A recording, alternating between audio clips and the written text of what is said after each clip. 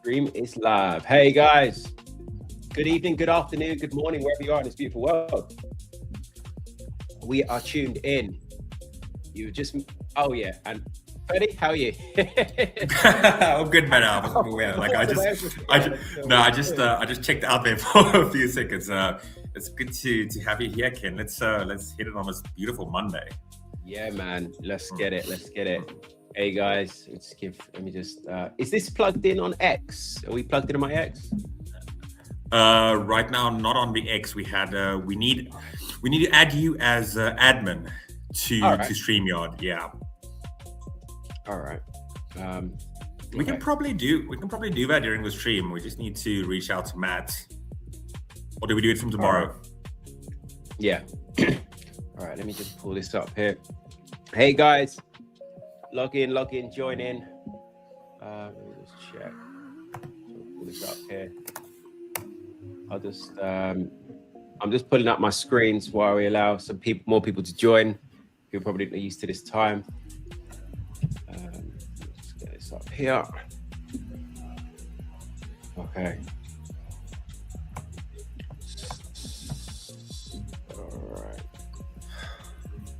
All right. Is this plugged? Are we live on the X as well? On E8's X? On E8, yes. Yeah. Okay. Cool. All right, guys. Okay. I'm just gonna, while this is running, I'm just gonna put out a note via my Discord. Got you. Let people know live. Okay. Yeah, guys, it's I'm gonna break everything down. Obviously, I've got some trades running at the moment with AED, which I'd taken on the stream last week, and these are running quite nicely. I'm going to walk through that shortly. I'm just putting out a notice for people to join this stream. But basically, these AED NZD shorts were taken because we've had this massive. We had for many months a huge divergence between AUD and NZD. There was a big divergence between AUD and NZD because Australia were hiking rates, which I'm going to show in a moment, and New Zealand were keeping rates unchanged. However, now the RB and Z have started to raise rates, so it's forcing a reduction of this big difference, this disparity between the two. So AUD is no longer hiking, NZD is starting to hike rates, and it's just reducing that divergence. Let me start a note of people via the here. One moment. All right, one moment, guys. YouTube live. Okay.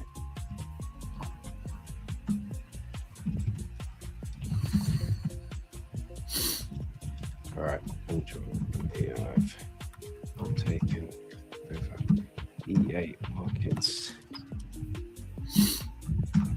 YouTube for weeks. All right. Oh, she. Okay. Everybody. Okay.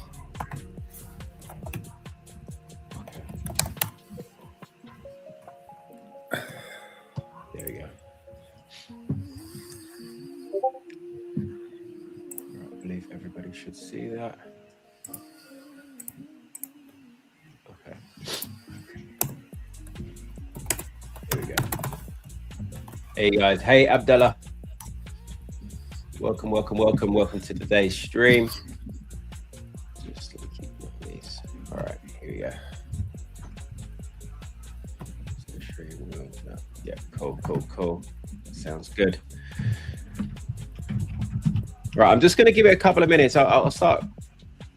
Just put out a notice to my Discord as well. Hopefully we get some more people buzzing and going in here in the chat. Let me just pull up the calendar for this week. So guys, last week, if we pull up, and I'm going to have to do this again as more people join, but it's fine. We are obviously, if we focus on the dollar for a moment, we're now back in this awful range. You know, the dollar index had been in this range since April 2025. When you look at the dollar, the Dixie, And obviously this range here is very much, you can see the same with euro dollar, moving with a range for over a year, you know, almost 18 months. And then we had this hope of breaking out in June. Okay, we had this hope of breakout in June. Really wanted to see a follow through of momentum, but now we've sucked back in this awful range. Okay, and it came because last week, okay, we fell back last week into this range because of what? Macro.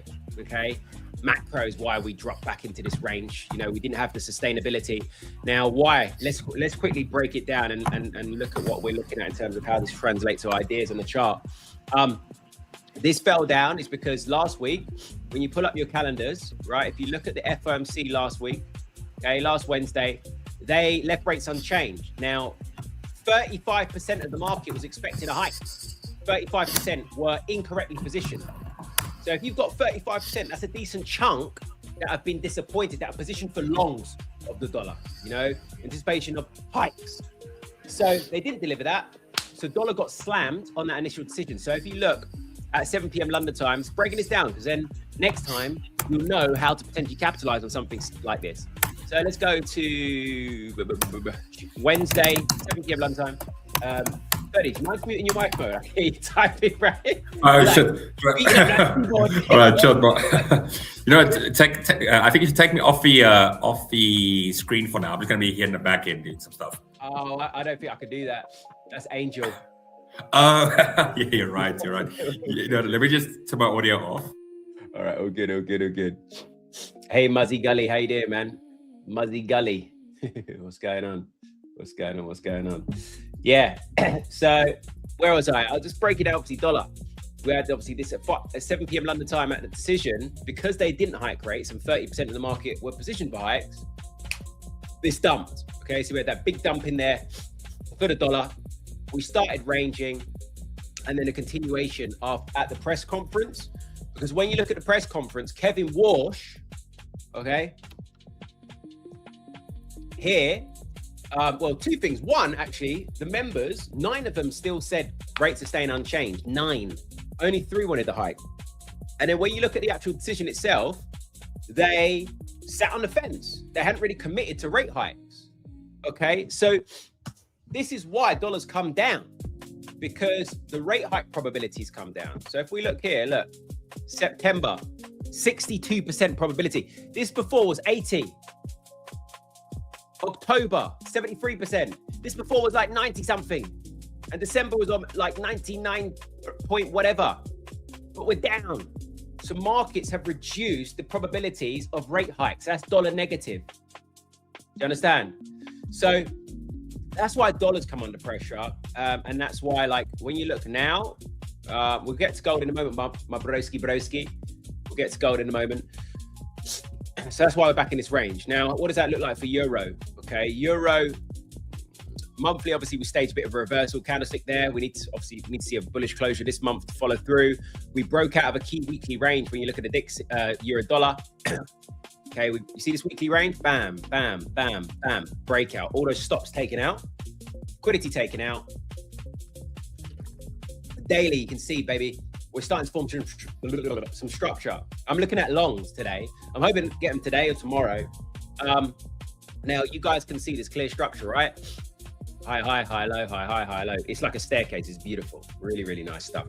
And that's because the dollar's losing edge, given everything I've noted. And also, right, Japan. So, guys, this is also why dollars sold off. So this is Japan Prime Minister Takaishi, and the I forgot if it's Takaishi or Takaishi, but she, well, not she, but Japan and the United States coordinated in taking action to intervene in the markets.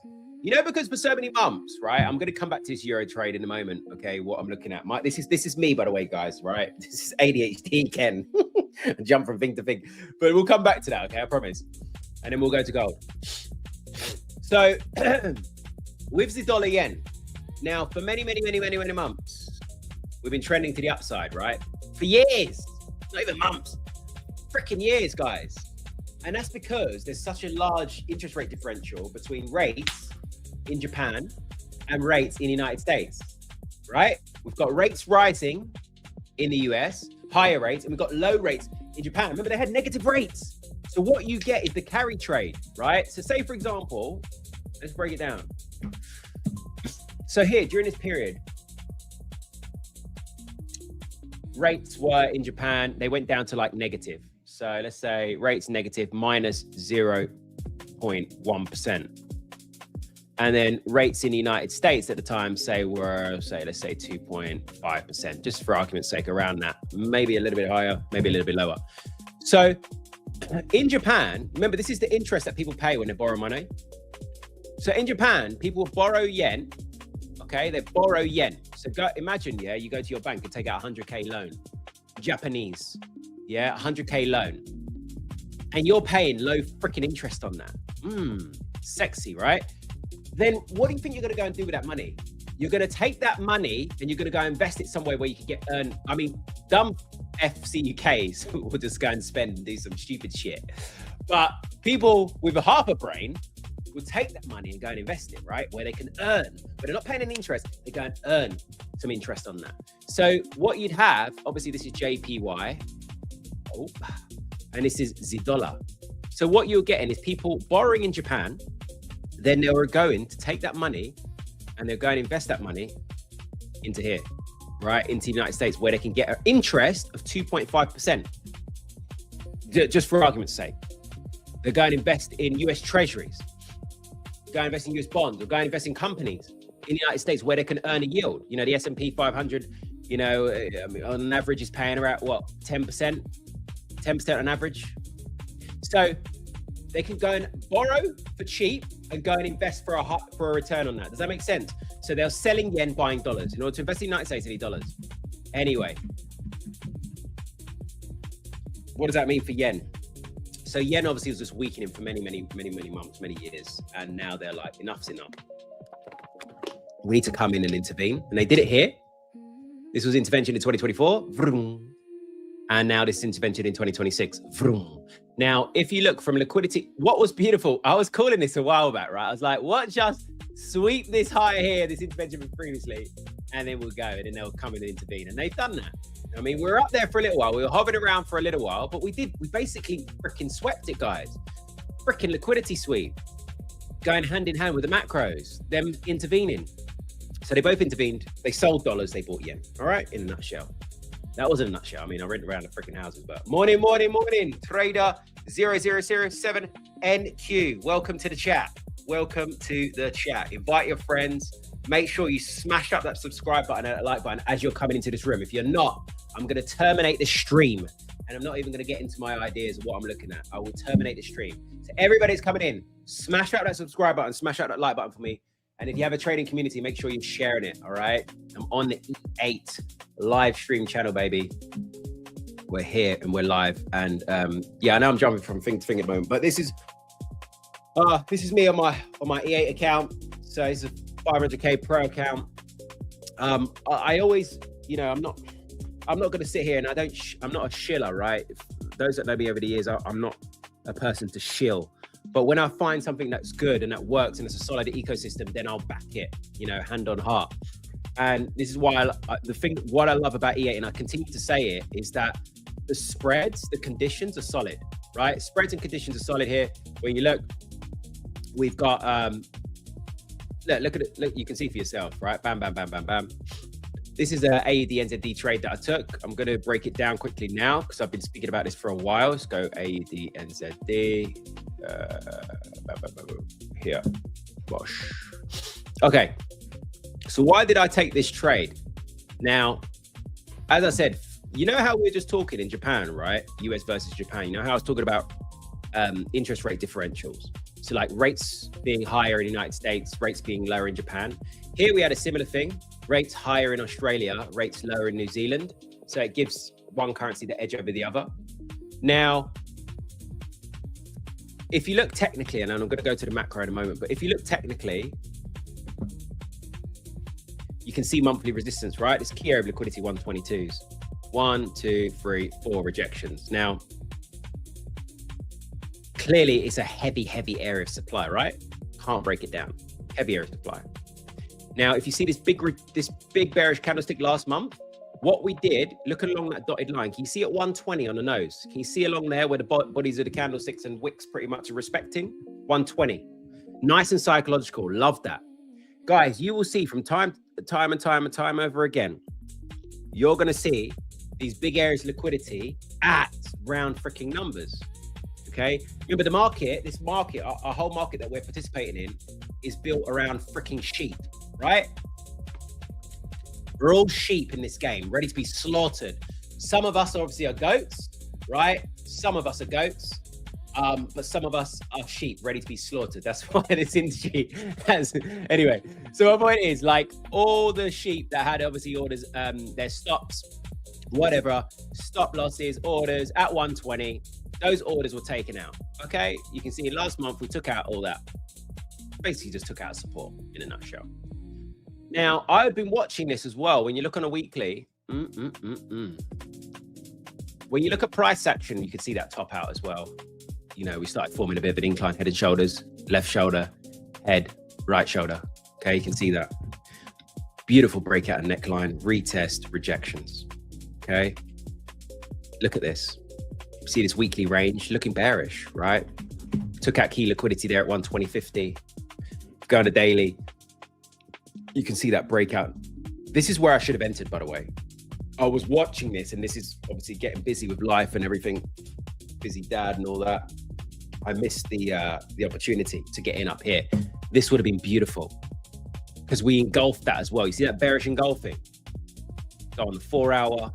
Look, this was my entry right up here. Look. So swept liquidity.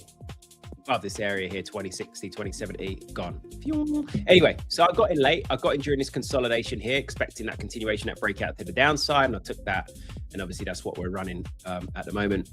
I've got running these on various accounts. I entered a fresh position on Friday. Yeah, you guys can see it's just really nice structure at the moment. Look, lower highs, lower lows, lower high, lower low, lower high, and now we're in motion to try and break down this area of liquidity here. So again, it's around, as you can see, it's at the round number. It's at 119. Once we break this down, what I want to see is, switch back a moment. What I want to see is take out this liquidity. What the? Yeah, take out. Wait, hold up. What's happening here? Wait. 4 hour. Okay, yeah, it's just slightly different in terms of the candlesticks at the moment. But anyway, so waiting for this to grind down. As you can see, obviously, I've got my key area of liquidity here, sort of 1950, 1900. Once this grinds down a little bit more, we produce that real fresh lower low. I'll wait for pullback for premium, and then, as you can see, marked up, and then look to run that into my targets of 117. So that's the only thing that I'm active in right now. The only trades that I've got running. So we'll see. I think I'm pretty confident that I'm going to, once we break down this area of liquidity, 119.50, 119, right? Once we grind this whole zone down where you can see now, and then we pull back, I'm going to trail my stops. Okay, I'm going to trail my stops just above the original entry. Hey, blessed T9U. Welcome to the chat, baby boy, baby girl. Hope you're well. Happy Monday, guys. Very happy Monday to you.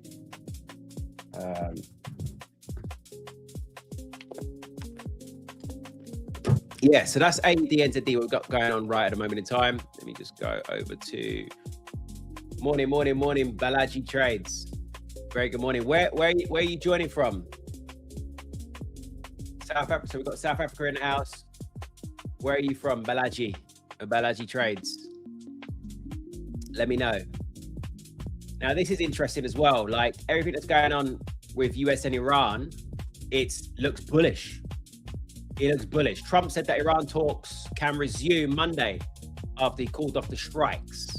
So he was expected for further strikes this week. However, he called them off. He says that there's a deal on the Strait of Hormuz with an agreement to follow on the denuclearization of Iran. However, Iran is saying different. Iran denies Trump's claim that new talks will begin Monday. The circus continues. Circus freaking continues. And to be honest, look, this is obviously, markets have been like a yo-yo with this whole thing, but obviously this is positive right now. Not gold, but oil's under pressure. Okay. We're down already. I mean, we're down like almost 9% on the day. This is WTI. There's a very key area of liquidity where we're at right now. Okay, got left shoulder, head, right shoulder. Either way, there's this key area of liquidity, $80 towards $78. Once this grinds down, potential breakout, retest, and then make way for further downside. Okay, and then we're going to be coming back to those pre-war levels. Okay, see, this is obviously where we gapped higher in the war, and then we're expecting the price to pull back. We've had stages of rebound here when you look in July, and then we bounced because obviously things kicked off again. We in Iran. So let's see. What do people think in the chat? Do you think these tensions are finally over? Do you think we're going to have complete peace in the Middle East and no more strikes? Let me know in the chat what you think. Let me just drop this in here. And one moment, guys. Just need to post this. Yeah, so guys, let me know where you're watching from. Where are you watching? Where are you tuned in from in this beautiful, crazy, beautiful world? Let me know in the chat where you are joining in from. Okay, gold. All right, now I'm gold. Look, listen, gold is subject to an absolute explosive breakout. All right, I know some of you are getting hard right now hearing that. Gold is subject to an absolute explosive breakout. All right, don't get turned on too much because I'm about to give you a bit of an anticlimax. Okay, here's the anticlimax. So I've got you all excited there. So gold's coming for this massive breakout. I'm looking at some trades, but you're ready to go limp. You're ready to go limp now. Guys, we're in August, okay? We're at the start of August.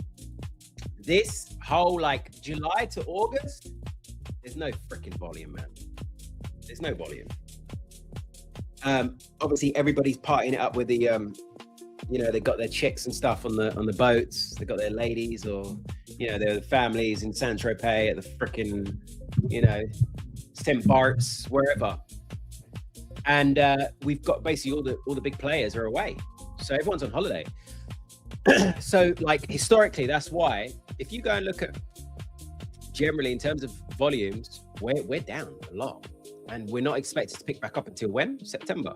As soon as everyone comes back, send the kids back to school, send the kids back to private school or wherever, and then we can get back to our desks and get trading. So really and truly, for me personally, I'm not expecting a breakout for gold until September. So we've got 4 more weeks. Okay, 4 more weeks of potential range trading for gold. You can see we're narrowing though. Okay, you can see we're narrow, cap to the upside liquidity, 4.1k, cap to the downside, 4 towards 3.950, 39.50. Okay, it's really choppy, but rangy. Can you see? So like for me personally,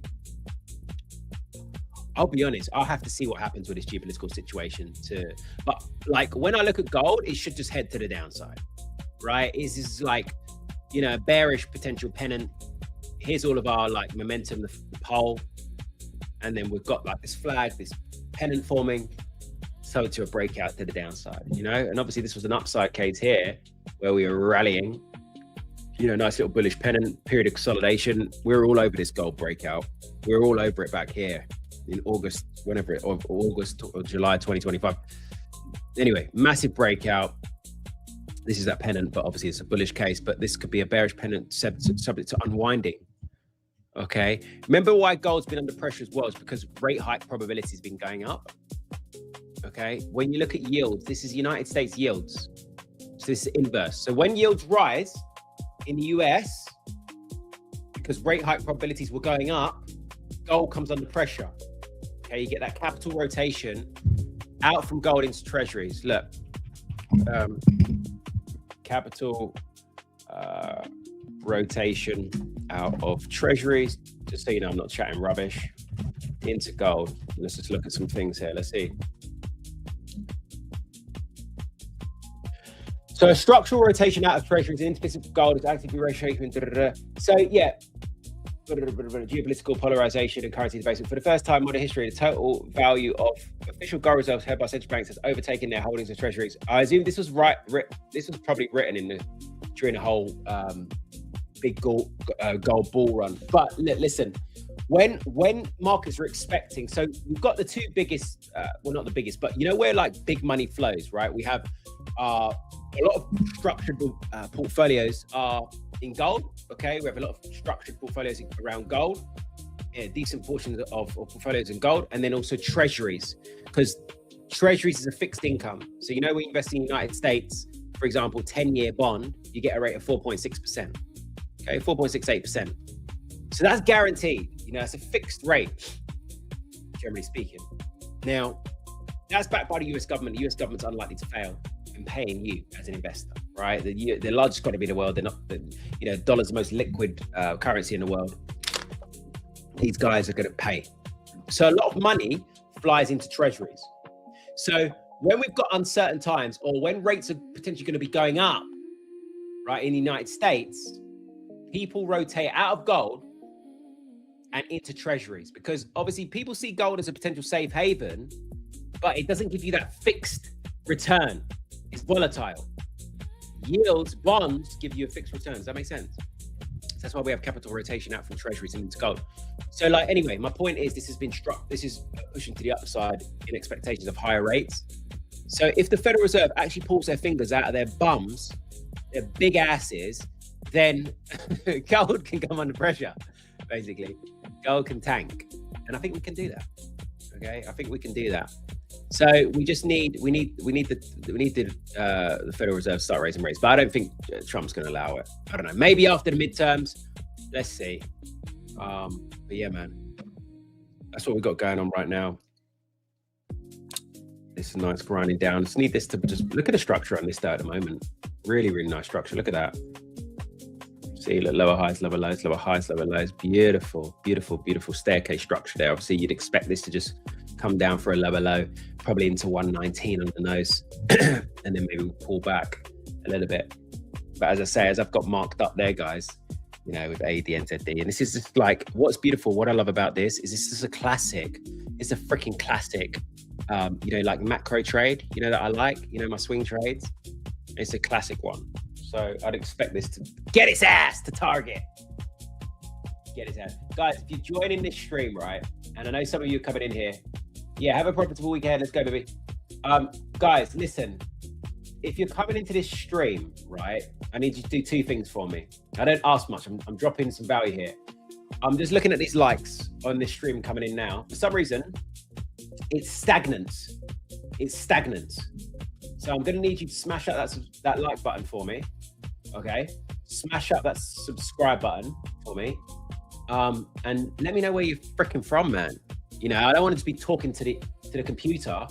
You know, I want to see some comments coming in. I want to see some questions coming in. I want to see where you're from in this beautiful world. Let me know, you little buggers. I was going to call you something else then. Hey. Oh, Mummin. How you doing, man? Welcome, broski. There he is, my G. Welcome. Aaron, yes, my G. Where are you from, sir? You from UK?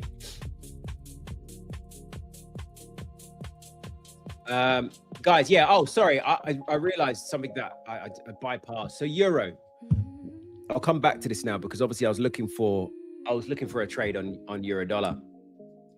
I was hoping today, if we go to the 30-minute, I was hoping we may still see it. Today, tomorrow. But what I wanted to see is, obviously, can you see how we've got this beautiful structure at the moment? High highs, high lows. We thought, see, it's holding right now. And we formed this reversal candlestick. See, this is what I wanted to see, but a little bit deeper. I was looking for entries potentially around 115. 115, 1490. I wanted to see the price pulling back. a little bit more. And obviously what we've done, you can see I'm not convinced though, to be fair right now, but that 4 hour is a bit of a reversal candlestick. But we've swept the low, the Asian range no, not a clean sweep, not a classic, sweep, because we've just been stuttering with low volumes. It's Monday, right? We're at Monday, and this is caught obviously in between sessions, really. This is really where it starts to go flat. 10 a.m.'s done, for London volumes finished. People are just obviously away, gone for their breakfasts, gone for their little, egg toasties or whatever, little Marmite and toast. And then they'll come back when US guys come back into play. But anyway, what's nice is we came down, we swept the low, and we've pushed and reversed. But for me, what I was gonna be comfortable seeing today was sweeping the Asian range low, coming in towards sort of 115 liquidity down here towards 114.90. And then I was going to be looking some longs and run this into the next major area of liquidity, which is heading into the psychological 16 area. Okay, you can see that up here, right? And just what this is just a capitalization of that dollar losing ground that I said, right? We've had two key macros developments that have forced this dollar selling last week. Okay, the lackluster FOMC, right? They got everybody hard. Kevin Walsh got everybody rock solid here. This was that, this week here, this is where Kevin Walsh came out swinging his freaking dick. And then, for some reason, he's gone like that. My man must have been on Viagra or something this week here, because here, dead. So we came all the way down because he didn't commit. He didn't say outright, we need to raise rates. He didn't outright say that. He said about all these inflation problems, but he didn't say, okay, this is a cause for concern. We need to raise rates. He didn't say that. And then he sat on the fence. And then also 9 members called for unchanged. Only 3 wanted the hike, just 3. And then obviously, as I said earlier today, we've had this intervention. Okay, this Japan and Trump, not Japan and Trump, but US and Japan coordinating to bring down dollar, sell dollar, not bring down the dollar. That's not the goal. It's to sell dollars, which obviously will bring down dollar because we're doing this in a chunky amount. We're doing this in a, strong billions. And then they're buying yen. Okay, that's why Dixie went limp, So yeah, anyway, this is not a case of I'm Euro bullish. This is a case of trading what's clean at the moment. We've had a breakout, as I said, a weekly range here, big bullish engulfing, took out all those stops there at 1450. We're forming a nice structure now after breaking out weekly range, that breakout retest on that wick, structure to the upside on the 4 hour. But maybe it's going to go without me now because I wanted to see coming into here, but we formed a potential reversal. I'm not confident on that at the moment for now. Okay. I wanted to see a nice, real clean sweep coming into this area and then looking at buys. It may still happen when New York comes into play. We're still ranging, So maybe we can get that come deeper and then I'll feel a bit more confident in taking those longs. And then, stops are going to be just basically below these 2 areas of liquidity here, maybe just sitting probably here at around 1440. And then I'm going to be targeting, if I get these entries, and I'll be looking at 1580, 16. That would be pretty much around 1R, depending on where I enter. And then up here at 116.60. So that's what I'd like to see. Obviously, what I'd like and what happens is obviously 2 completely different things. The inflation trade is over the course of July. It was an absolute no-brainer. Absolutely printed. Yeah, facts, man. But it seems like right now we're obviously fading. Bear in mind, it's funny. I keep having this conversation with different people, but are we pumping paper barrels into the market for oil to sell off like this? Is it paper barrels that are going through right now? Because the Strait of Hormuz is still closed. Bab el Mandab is still largely impacted. Saudi Arabia is still largely reducing. We've got Russia down on output as well because of obviously the Ukraine attacks, drone strikes on key energy facilities. So oil's freaking dumping on hope. I know it's a case of, markets pricing in, but then at some point, you can't completely price macros that are non-existent. This is real oil we're talking about here. And we don't have that supply is not being produced yet. It's still a large supply reduction. Anyway, when you look at this, obviously key area liquidity here, this is on WTI, $80 towards $78. if that gives way, we're going to be drawn back to pre-war levels. Okay, which that's deflationary. Okay, if that's deflationary, then that's going to be dollar negative as well. So you can just see how things are just turning on its head at the moment for the dollar, gradually turning on its head. Outside of current context, I'm sure you've hit a brick wall. What made you not give up on trading? Oh, good question. You know, it's funny. I put out a video on this yesterday on Instagram, and I said, like, no one really quits trading, because it's one of those things where trading's so beautiful. I know at the same time it's extremely challenging to conquer, but if you can conquer trading, right? Obviously, it's a skill that nobody can take away from you. Okay, nobody can take that skill away from you once you've conquered and mastered the necessary knowledge. But trading is something that, you know how in life you get so many doors closed on you for whatever reason. You know, if you're trying to apply for certain jobs, you may not have the qualifications. You're up against Tom, Dick, and Harry, who, you know, maybe you're at an ethnicity disadvantage. People still think that doesn't happen, but it does. Or maybe, you know, you're not from a certain area, a certain postcode, or, you know, maybe they check your background of one of your parents, or just something, right? And just, you may not get this opportunity. But then trading can't do that to you. Okay, trading is a door that just remains open. You can come knocking back at that door. Obviously, you can do it one or two ways. You can come knocking back at the door as the same fucking idiot that just blew up his account, or you come knocking back at the door with purpose and with change, having learnt your lessons of exiting that door in the first place, by blowing up your account, revenge trading, whatever. Most people obviously leave because they are just mentally exhausted, monetary wise and mentally wise. Okay, so my point is, trading will always remain open for you. It just depends that when you come back through that door, are you prepared to make the necessary changes? So anyway, sorry, I don't think that answered your question, but let me answer your question. You said, have you once hit a brick wall? Many times, bro. Many times. What made me think give up is I've come this freaking far. I know it's possible. I've proved that I can make money from this industry. I've proved, you know, that a strategy, a system works, but something's not sitting right. What is it? It's me. Like, for me personally, it was me. I was the problem. You know, I was a very irrational person. You see how I've got like a lot of energy, like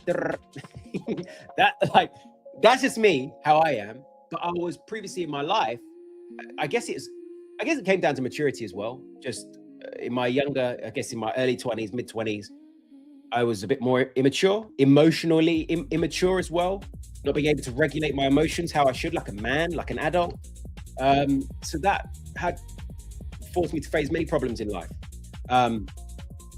And then I had to evaluate myself, start becoming a bit more mature, you know, review myself, you know, be less erratic as a person, be more control, observing things. You know, like when certain things happen in life and, you know, you may have a dick when you're driving, someone freaking does some stupid shit. Naturally, old me would have been like trying to get back in front of them, get out of my car, do some stupid shit, you know. But, you know, now, like, if I ever, like, which is rare now, but if I ever face confrontation, it's like, okay, let me just observe this for a moment. Let me remain calm and composed, because when I'm most calm and composed, if I'm at threat or if I'm best at managing a situation, the best way I do that is calmly. Do you understand? Calm, not irrational, because we can't think logically. It's not humanly possible. If we're all angered up and emotional, we can't think straight. So that's the same with trading. And that's what I had to do. I had to regulate myself. You know, I had to check myself before I continue to wreck myself, basically. So obviously that's going to be different for everybody else, but that was just what it was for me. I had to work on myself, and then I came back. After many times. many times. But the thing is with me, I had enough. I had a freaking enough of like blowing up accounts. I had enough of giving back my gains. I had enough of wasting hours to give back everything and to blow plus more. I had enough. You know, I touched my freaking hand on that hot stove one too many times. Done. I'm not doing that stupid shit again. That's all it was. Just waking up. Follow the plan. If you're following the plan and the trade opportunity is not there, perfect, good. wait and let it come. I was having a conversation with someone on Friday, a guy that's been in the industry for 20 plus years and obviously same as me, similar sort of time to me. And it's true. The best traders are the ones that are the most least active. They're the ones that are most least active. Let that sink in. Okay. Really, really important, guys. Damn, E8 is here early. Bushido! My G Bushido. Yeah, early start today. We thought we'd try and I mean, it was a bit of a soft start, to be fair, in terms of people. I think people were confused starting so early. But maybe most of the E8 community is US. We'll soon find out. I know we're trying to pull in some more UK audience into this mix. UK versus US, who's gonna win? We'll have Angel jumping on soon as well, I believe. So guys, let's jump into the calendar and talk about a couple of things. So in the next 45 minutes, it's worth of note, I don't think like it's a massive deal for anything, really. I don't think it's a massive deal right now. But if this number does cool, obviously it just intensifies that dollar downside that we've got going on right now. Okay. And then obviously keep an eye on the prices. Okay. This is obviously all the prices associated to the manufacturing that's being produced. You know, all these manufacturing, these goods and so on and so forth, their prices. So if prices are coming down, what does that mean? It's deflationary. Okay. If prices are coming down, obviously that's a good thing because then those costs are then, well, you'd hope, are passed on to consumer. There's lower prices. And then it means lower rates, right? And less reason to hike rates. Let's keep an eye on that because obviously that could be dollar negative, but that's not the highlight of the week. I'm going to talk about NZD again in a moment. This is the highlight of the week, obviously, non-farm payrolls. Payrolls itself, we're expecting, I mean, I'm personally expecting lower job numbers, lower jobs being added to the economy. These jobs numbers, I think I've found them to be a little bit like dog shit, to be honest, because the numbers keep getting revised and we're seeing quite large differences in, look at the revisions. It's not reliable. We've seen some real weird revisions of late, you know? Oh, those aren't too bad, but some big revisions. So I don't know. I'll take that with a pinch of salt. Let's keep an eye on the average earnings. Okay, if wages are coming down, that's deflationary. Let's keep an eye on the unemployment rate as well. Okay, obviously if this comes down, and this comes up, that's gonna be dollar negative. All right, let's see. I mean, dollars, I can't believe dollar. Honestly, I'm sick of it. I was so looking forward to like just it breaking out of this range. Now it's back in this awful range. Hideous. Absolutely horrendous. I'll touch upon, let's just have a look at stocks. Obviously, I'm going to talk about the CFDs. Angel will be on shortly because obviously Angel trades futures. I'm not a futures trader. But let's take a look quickly at NAS in a moment and talk about why we've got downside, because we've still got some downside at the moment for NAS. It looks extremely, oh mate, this looks set to roll over, and I may look at capitalizing on this, to be honest. I was speaking about this downside when we were up here early July, you know, after this reversal candlestick. At the end of the day, we're in a complete abyss, right? No, can't talk about freaking liquidity and whatever, this, that, and the other up there, because there is no liquidity up there. Like there's no freaking key historical levels to be aware of. It's just we ran in towards the psychological 31k mark towards it. Price formed a reversal, doji, bearish engulfing. Now a lot of this downside, two reasons. Okay, stocks are just getting smashed on a few reasons actually. Okay, and I expect further downside for if you're a futures trader or whatever. Just for me personally, I think any rallies that you're seeing are subject to being sold now. Okay, well, I think we're going to start entering a real bearish trend for a while, all the way back down to 25.5k. Why? Let me give you a couple of key reasons. First reason, markets during here, we're expecting higher rates. Okay, and tech stocks get hit hard first. You know, markets start ramping up rate hike bets, and obviously you can keep an eye on that, the rate hike probabilities via this. Okay, cmegroup.com, September, October, December. Okay, keep an eye on these. So when rates are going to go up, that's massively negative for tech stocks, NASDAQ. Now, in addition to that, I'm going to come back to the NASDAQ in a moment. I just want to show you something. Kospi, South Korean Kospi. Oh, yeah. All right. This, guys, obviously we're seeing the same sort of thing. He says it's very similar to NASDAQ. Reversal doji, massive bearish engulfing. I think, what is this, like a 30% drop?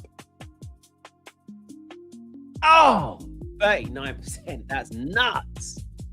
Now, let me just show you something and let's talk about this. It's very important. I know I've gone from NASDAQ to this, but I just need you to stay with me a minute. Kospi. Oh, one sec. Kospi margin calls or liquidations. Let's type in Kospi liquidations. Just want to get the actual figures. But basically, if we go to, I wanted the stats. 1 in every 30 adults, was it? 1 in every 30 adults. Is it 1 in every 30?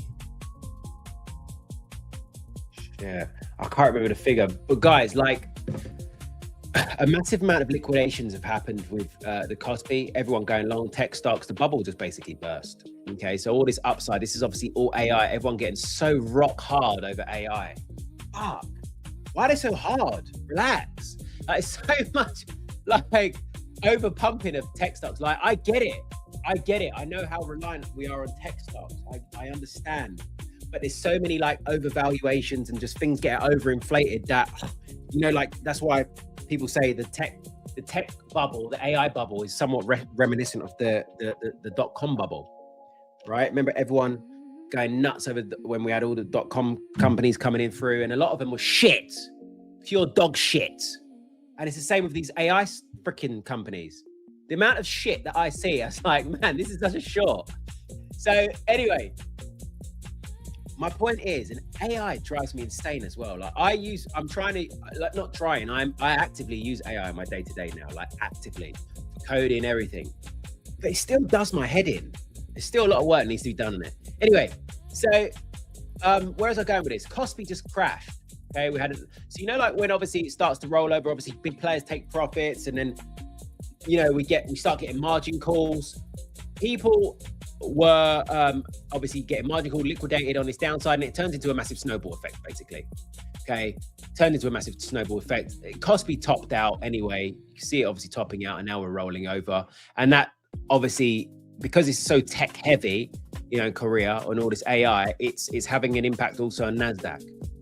Okay, now NASDAQ is, you can see the structure, okay, very much bearish. Let's just go straight to the daily moment. Really clean. Okay, we've got a bit of a downside, sort of a staircase here, lower highs, lower lows, lower low, potential lower high here. We gap to the upside up here because obviously US and Iran progress, but it's all bollocks anyway. So this should head to the downside. Okay, I'd like to see this heading to the downside. I'm just clearing this up a moment. Let's have a little look. I'll just go. So yeah, we've got this key area of liquidity that we took out here at sort of 28,400 towards sort of 28,200-ish. You can see that, boom, boom. This breakout and this big pullback and retest. Obviously, we came down to key area of liquidity here around 27K. But for me, we're going to be heading towards 26. I think this should just be a downtrend, a nice clean downtrend. It's pretty clean at the moment, obviously, if you know how to trade NASDAQ. But yeah, this should, I firmly believe that we should take out the low of last month, July, and then find our feet here at these highs. Okay, well, you know what? When we consolidated through October until we got that big breakout, and you see that move exacerbated to the upside because all the stops taken out, liquidity taken out here, and a big push to the upside. And then we did it again, another big hugely erect candlestick. So yeah, I think this is further heading to the downside. What's going on right now? I mean, Angel will probably be on soon. I believe in the next 10 minutes or so. So he'll give you his sort of day trading scenarios. A bit of liquidity here at 26.5K, 28.5K. Potentially going to top out there in this range. Think boom, boom, boom, and then lower lows. You know, for me, lower lows in motion. But we might come up and try and grab liquidity at the open, try and grab liquidity up here potentially, and then sort of, you see like maybe like a bit of a triple top, try and grab some liquidity at those highs and then come to the downside. That would be nice to see, or might just be a break retest here and then head to the downside. I'll keep an eye. But that's my thoughts on NASDAQ. Vulnerable. What's going on in the chat? Cool. I understand if you have start from scratch. What steps would you take, or steps would you recommend a beginner to learn regularly in order to understand trading at your level? Oh, what steps would you take? Would you recommend for a beginner to do? You know what? If you're a complete and utter beginner, if I had to start completely from scratch, the first thing I'd do, I would go and learn for free as much as possible. And I don't mean go and consume so many YouTube videos. There's so much YouTube trash out there. So much. I would start off simply by babypips.com. It's underrated. Speaking to someone yesterday on Friday reminded me about Baby Pips, and that's where I started, even babypips.com, because obviously you got everything that you need there in terms of understanding how, you know, how the markets work, how to trade, your basic technical patterns, your basic technical approach. And then once you start building that knowledge, go through obviously all their quizzes and start progressing through, then that information that you learn, or anything that you want to potentially expand on, use the likes of Investopedia. Investopedia is a really good source, and start understanding the workings of the market. Why does the market move the way it does? What is it driven by? It's driven by, you know, fundamental events, geopolitics, money flows, where the capital's shifting to higher rates, places, high yielding places, so on and so forth. So if I'd start again, I'd start with babypips.com, and then I'd get understanding a little bit initially, not to overwhelm yourself, but a little bit initially. What are economics? What are macros? What are fundamentals? Just to give yourself a better, more informed decision, so that, you know, like as I've explained here, why NASDAQ was coming off, is that you understand the environment that we're in. Why are we falling? Why is the dollar falling? It's good to know that, because it gives you greater conviction with your technical execution. All right. It's like a roaring 20s over there. That's what it reminds me of. Very underrated. Yeah, baby boys and baby girls. Yeah, so I don't know where else to go with this. I'm talking to myself today. I don't know. Angel was supposed to. I thought Angel was coming soon, but he's leaving me to talk to myself. I'm gonna just talk to myself for another hour. No, I'm joking. We should have Angel on very, very soon. Yeah, guys. I think, as I said, with this AED NZD trade, once we see this low here, once we smash through this 119 area, breakout, retest, reject, I'll look at adding to those shorts. Okay, I'll look to add to these shorts and expand that towards obviously targets of 117. So break, retest, like nice firm break, retest, rejection. I'll trail stops, and I'll probably add one more position in towards 117. I may add more down the line, to be fair. We'll see. We'll see, depending how nice this moves. Guys, look at this. Oh, piss off.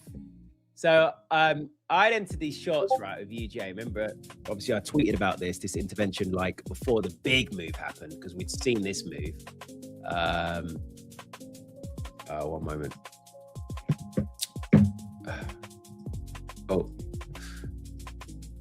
I've already shifted this.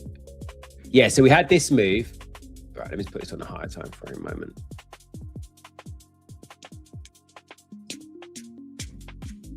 So it's 11 o'clock on Thursday. Here, this one. Is it this one? No, it wasn't this one. Oh, let me just put it up on the on here.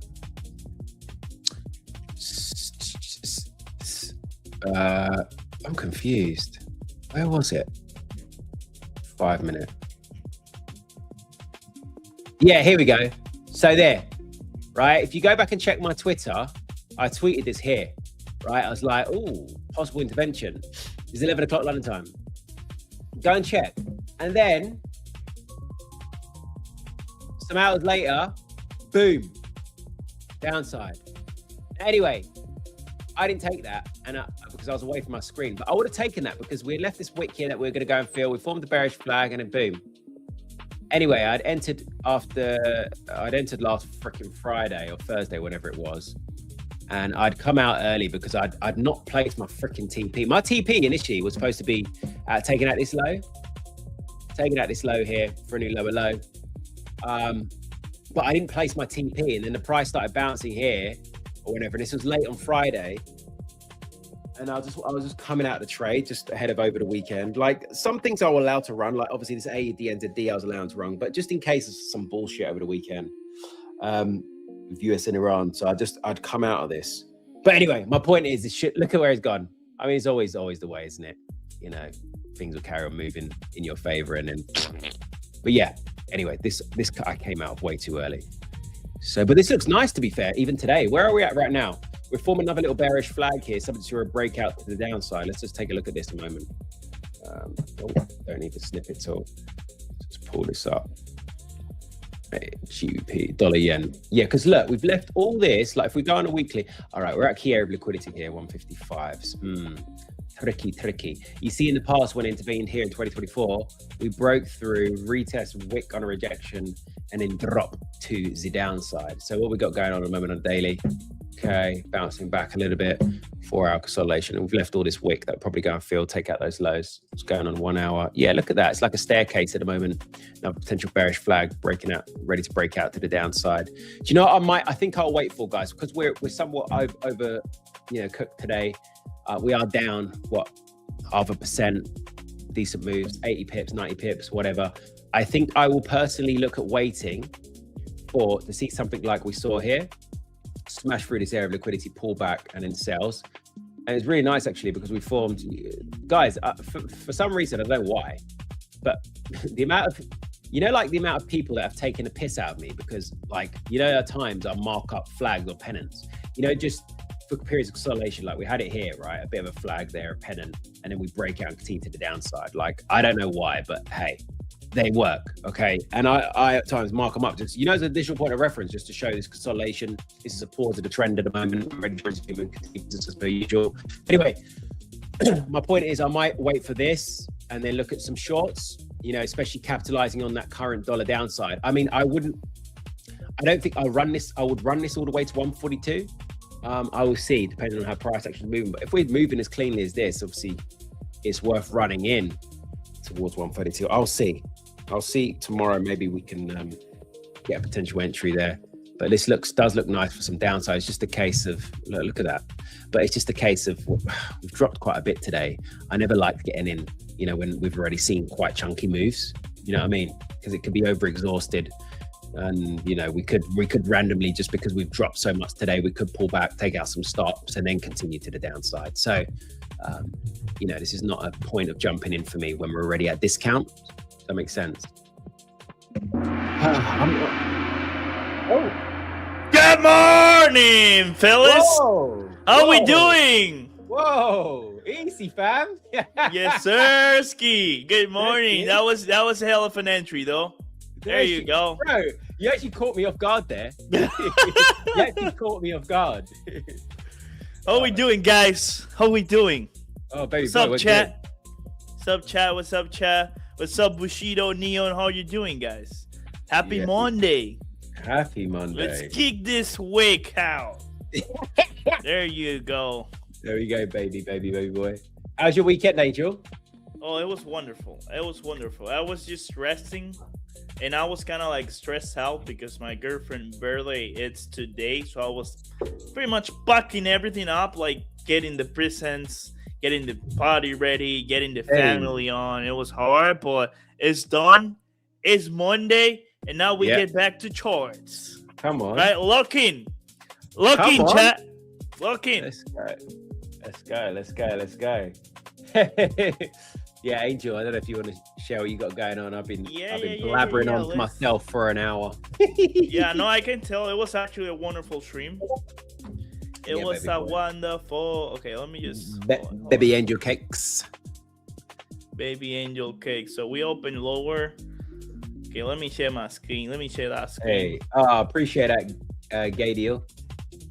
Is it Gadiel or is it Gadiel? Gadiel. Oh, I've been thinking this whole time his Gabriel actually, but I was just reading wrong. Yeah, I guess. All right. Well, how are you guys feeling today? Are you guys feeling bearish or bullish? I think we just bearish. If we just fill this entire gap and we get back below the new weekly opening gap below, I think we're just gonna trade lower. Because if we go to a higher time frame in 4 hour, at least for the Nasdaq. We have this intermediate low right here. We have a gap on the 4 hour, a really big gap, and this imbalance right here. So I think we could potentially fill this area. I'm feeling bearish, 100%. What else do we have here? New weekly opening gap, this intermediate low. All right, let's go to the hourly to see what we're respecting there. Oh, sorry guys. All right, no, never mind. So what we're doing on the hourly is sweeping the previous hourly high right here, and we have this beautiful close where we're gonna close an EOB out of this. So I want to see this part of this candle being rebalanced and this part being protected, right? This sweep right here for the price to keep dropping lower and reaching to this gap on the 4-hour. That's my thought right now. Let's go to the 15-minute and the 30-minute. 30-minute. What do we have in the 30-minute? We have a small gap here in the 30-minute that's been disrespected. So we have a bearish structure right here, guys. Indeed. We have a bearish structure. I might be looking for a short right now. Hey. One more time frame, the 15-minute. All right, we put on a gap on the 15-minute. Let's see if we can rebalance 15-minute or the 5-minute. Also, this is a gap as well. We just swept liquidity. We have a displacement out of this. So I'm just gonna wait. I'll just need to wait for a 5-minute to be put in. I like this one. All right, I like this one. Maybe we can create another 5-minute, but looks so far this looks good to take a short position and target this lows right here. What do you think, Ken? Are you bearish on the Nasdaq? Bro, yeah, I break this down. I'm super bearish Nasdaq, bro. I really see this absolutely pooing its pants. Okay. You know, in South Korea as well, the Kospi was down again today. I think we're now down like 40% in the last month, which is pretty insane. But yeah, the Kospi closed down 5%, so it's dragging everything lower as well. The sentiment's just not there. AI stocks are just rolling over, tech stocks rolling over. So yeah, I'm bearish. I like the idea of shorts a lot as well. I'd love to see us personally. I'd like to see maybe coming up for a potential grab of liquidity up at the highs of today. I don't need to necessarily see that. Or we've got some support at the moment. I know I'm looking at CFDs, but we've got some support at the moment at around sort of 28,200 towards 28,100. Maybe breaking that down, pulling back into that area, and then dropping. And I think when you look at the daily, lower low is going to come in motion. We've got a lower high here, and we're going to come for a lower low. Yeah, G. Yeah, makes sense. Makes sense. Keeping in mind we still have this area right here. We're on an inside buy on the daily time frame because we're still inside previous daily low and previous day high. So that's something to keep in mind to see where we're targeting. Yeah. But we also have this imbalance right here. We have the high part of this imbalance is still open, so we can even get higher. That's also part of the probability to what we can do today. But so far it's looking bearish, right? Angel, yeah. Sorry, man. I still can't get over that entrance. That was actually a powerful entrance, bro. Thank you so much, brother. I know. I was like, I was waiting for my moment. I knew it. Love it. Okay, what are we doing?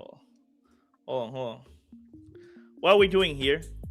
I'm not eager to trade, to be honest. No. I want to see my setup being there. If it's not there, then I don't really care. All right. Okay, this is nice. So now we have this 5-minute. That's going to be the condition. All right. This 5-minute is the current condition. If we close above the 5-minute, we're going to see longs, and we're just going to reject out of the new weekly opening gap. Right? Because this is a 50% of that new weekly opening gap. If we reject that 5-minute, then I'm going to trade shorts. It all depends on the 5-minute. It's going to tell us a lot. It's going to tell me a lot. It's not my time yet. It's not my time yet. Not yet, baby boy? No, not yet. Not yet. I'm just going to wait. But let's see if I can find a setup. Okay, look at Goldie, Boldy, Moldy. We're trading lower. What are we doing, Gold? You're trading lower. And I think we're just going to keep trading lower at this point. Yeah. Getting back to the lower part of the range, we also have this gap right here. We have this volume imbalance. We have the lows. We have this 4-hour gap getting respected. We have, let's see, hourly gap. We're just pushing lower. We have EOB right here. Gold. That's the thing. It's just pushing lower. Let's see what happens. Yeah, I here. think with gold, we're coming down to, when you look on the daily, we're coming down, grab some potential liquidity again around 4K. Maybe could even drop into sort of 39.50, but it'll bounce. It's just going to range, man. I think we just got to play it range to range. Yeah, let's see. I like this previous day low. If we have something at the previous day low, what are we doing in TradingView? What are we doing? TradingView, what are we doing? Okay. I'm just gonna wait at previous day low to see if we have some sort of game right here. Right? Because we can just tap in the previous day low, right? And we can have a reaction play here to get back in the range. So we will see. I think we will see at previous day low. Still a lot of things. I like the idea that something like that. Let me just mark this out. Let me add an alert. Yeah, or maybe even last week's low, to be honest. Okay. Interesting. I think we're changing gears. We might be changing gears on the NQ because this is why it's important for my setup to take a trade, to wait until I have it. My condition was a 5-minute. We don't have a rejection out of that 5-minute, and we're trading lower. So now I can take this movement right here as a manipulation, right? Accumulation, the manipulation, and we might then just look for all this low resistance and trade towards previous day high, right? I always have a map to what you want to see and what you want to wait. But this does not mean that we cannot trade lower, because we have the gap, we have the daily gap right here. So we could even just trade higher for this session, tap into the higher part of that gap, and then trade back lower. Right? Yeah. I think that's what I said as an idea. Well, for me, would just be to grab that liquidity, potentially a Friday's high, take out some stops there, and then we come down. If we sweep that high and then we get a bearish rejection up there, I would look at some shorts personally. We look like we're going to we've already filled the open gap. Almost. Oh, yeah. We're waiting. It's just a waiting time, dude. I think this is just a waiting time. Nothing that I like 100%, to be freaking honest. Yeah, nothing. All right, dog. Maybe I can take just a high risk long out of the previous day low, but not yet. I'll wait for it to cook a little bit longer. What do you guys have on gold? You're a risky bitch. Sorry. What do you guys have on gold? Ooh, this actually looks good. To be fair, gold today or tomorrow, it'll just bounce. It's gonna bounce. I'll look at those longs as well. I think we could come down to Wednesday. Yeah, lows of last week. If we don't bounce here where we're at now, these Friday lows, and see a nice bullish displacement there, then I would wait for last week's lows to be taken out. So Wednesday 29th, take that liquidity, then we push to the upside. There's no way that gold will just keep dropping. There's not enough for that to happen. It will just grab some liquidity and it will bounce all the way back up to 4,100 or something, in my opinion. In your humble opinion. My God. All right, we have 121 people watching this stream. If you're coming from X, thank you so much and good morning. If you're coming from YouTube, thank you so much as well and good morning. Guys, but I need you. If you're watching from X, I really need to ask you something. Head over to YouTube because you're gonna help us. You're gonna help with views. I know you like the X. I know you like the X app, but if you come over and then you hit the like button, it will give you more odds to win a giveaway. I'm just saying. Whoa. He said it. Yeah. He dropped it already. He dropped the G word already. Yeah. I'm just saying. Hashtag just saying. Risky beat. All right. Looks like, this is a tough point for the Nasdaq to trade. Because you're actually just waiting for the price to see if we're just going to fill the entire gap or we're going to reject out of the gap. I'll just wait. Because it's not clear to me. It's not screaming in my face this to take a trade. right? I want to make the streams better. Oh, my better. friend here, my friend Ken and Joe will say better.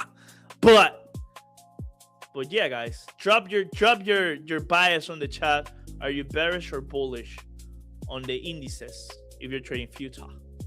If you're trading future, Bro, you brought the music with you as well. I had no music, man. what do you mean no music? You always have music. Oh, did I? Yeah, but I brought some more. That's the vibe.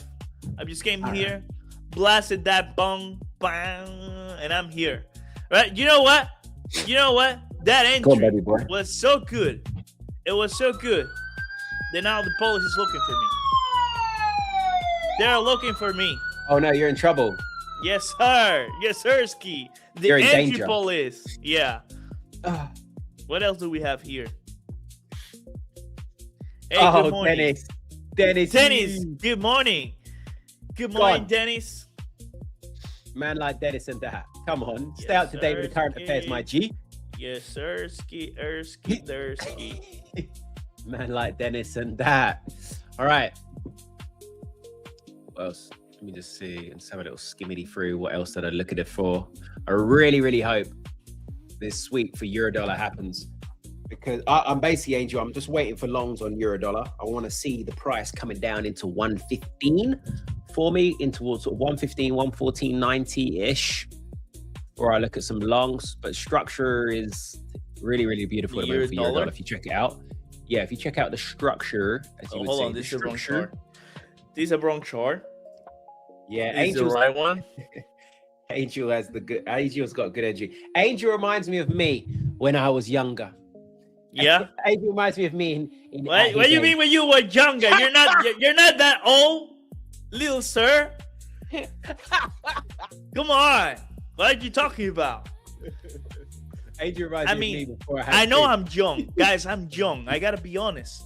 But I'm more closer to the 30s than from the 20s. Right? So that automatically sets you apart from a group of people that is actually younger. Right? I don't know. Just saying. You're call it. You're your mid-20s. Mid-20s. Yeah. Sometimes I just feel like I'm still a teenager, but that's because I had to grow, very fast because of the country situation. When I was back in Venezuela, I was still just a kid, and I was in that position that I had to work, I had to provide, I had to help, and I had to do it very young, actually. But that was so important and so key on my career that actually just put me apart as a very grown teenager. Yeah. Does that make sense? It makes a lot of sense, bro. I love sir. that. I love that. Yeah, sometimes, shit happens and it forces us we either sink, or we grow and we level up. Some people in your position, Angel, back then would have just laid, down on the ground and just taken everything. But my man chose no. My man chose to get up. I say no. Actually, Ken, hold on. You want a short Eurodollar? You say you want a short? No. No, I want it to come down and I want to take some longs. You want it to come down and take I'm some hoping longs. it comes down for me. Down in towards sort of 115, 114.90. I don't think this is the higher low right now yet on the 4 hour. When I look at the 4 hour, I don't think the higher low is yet. I think we could come lower a little bit more, then we go. Okay. Yeah.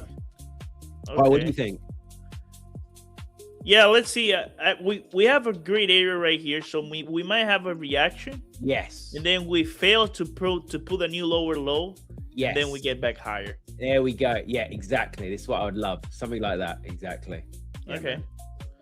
Also, Aussie dollar doing. Oh, we had such a beautiful short right here. I cannot believe we fade the target and we came back. We came back all the way. Look at this beautiful short, guys. It was running really already like 2.87 R on this trade, and we just decided to slam back up. Why? Yeah. Dollar too weak. Going back to the Nasdaq. The Nasdaq. Reset price scale. Oh my god, this is killing me. We need to talk with Trading View to fix my stuff for a second.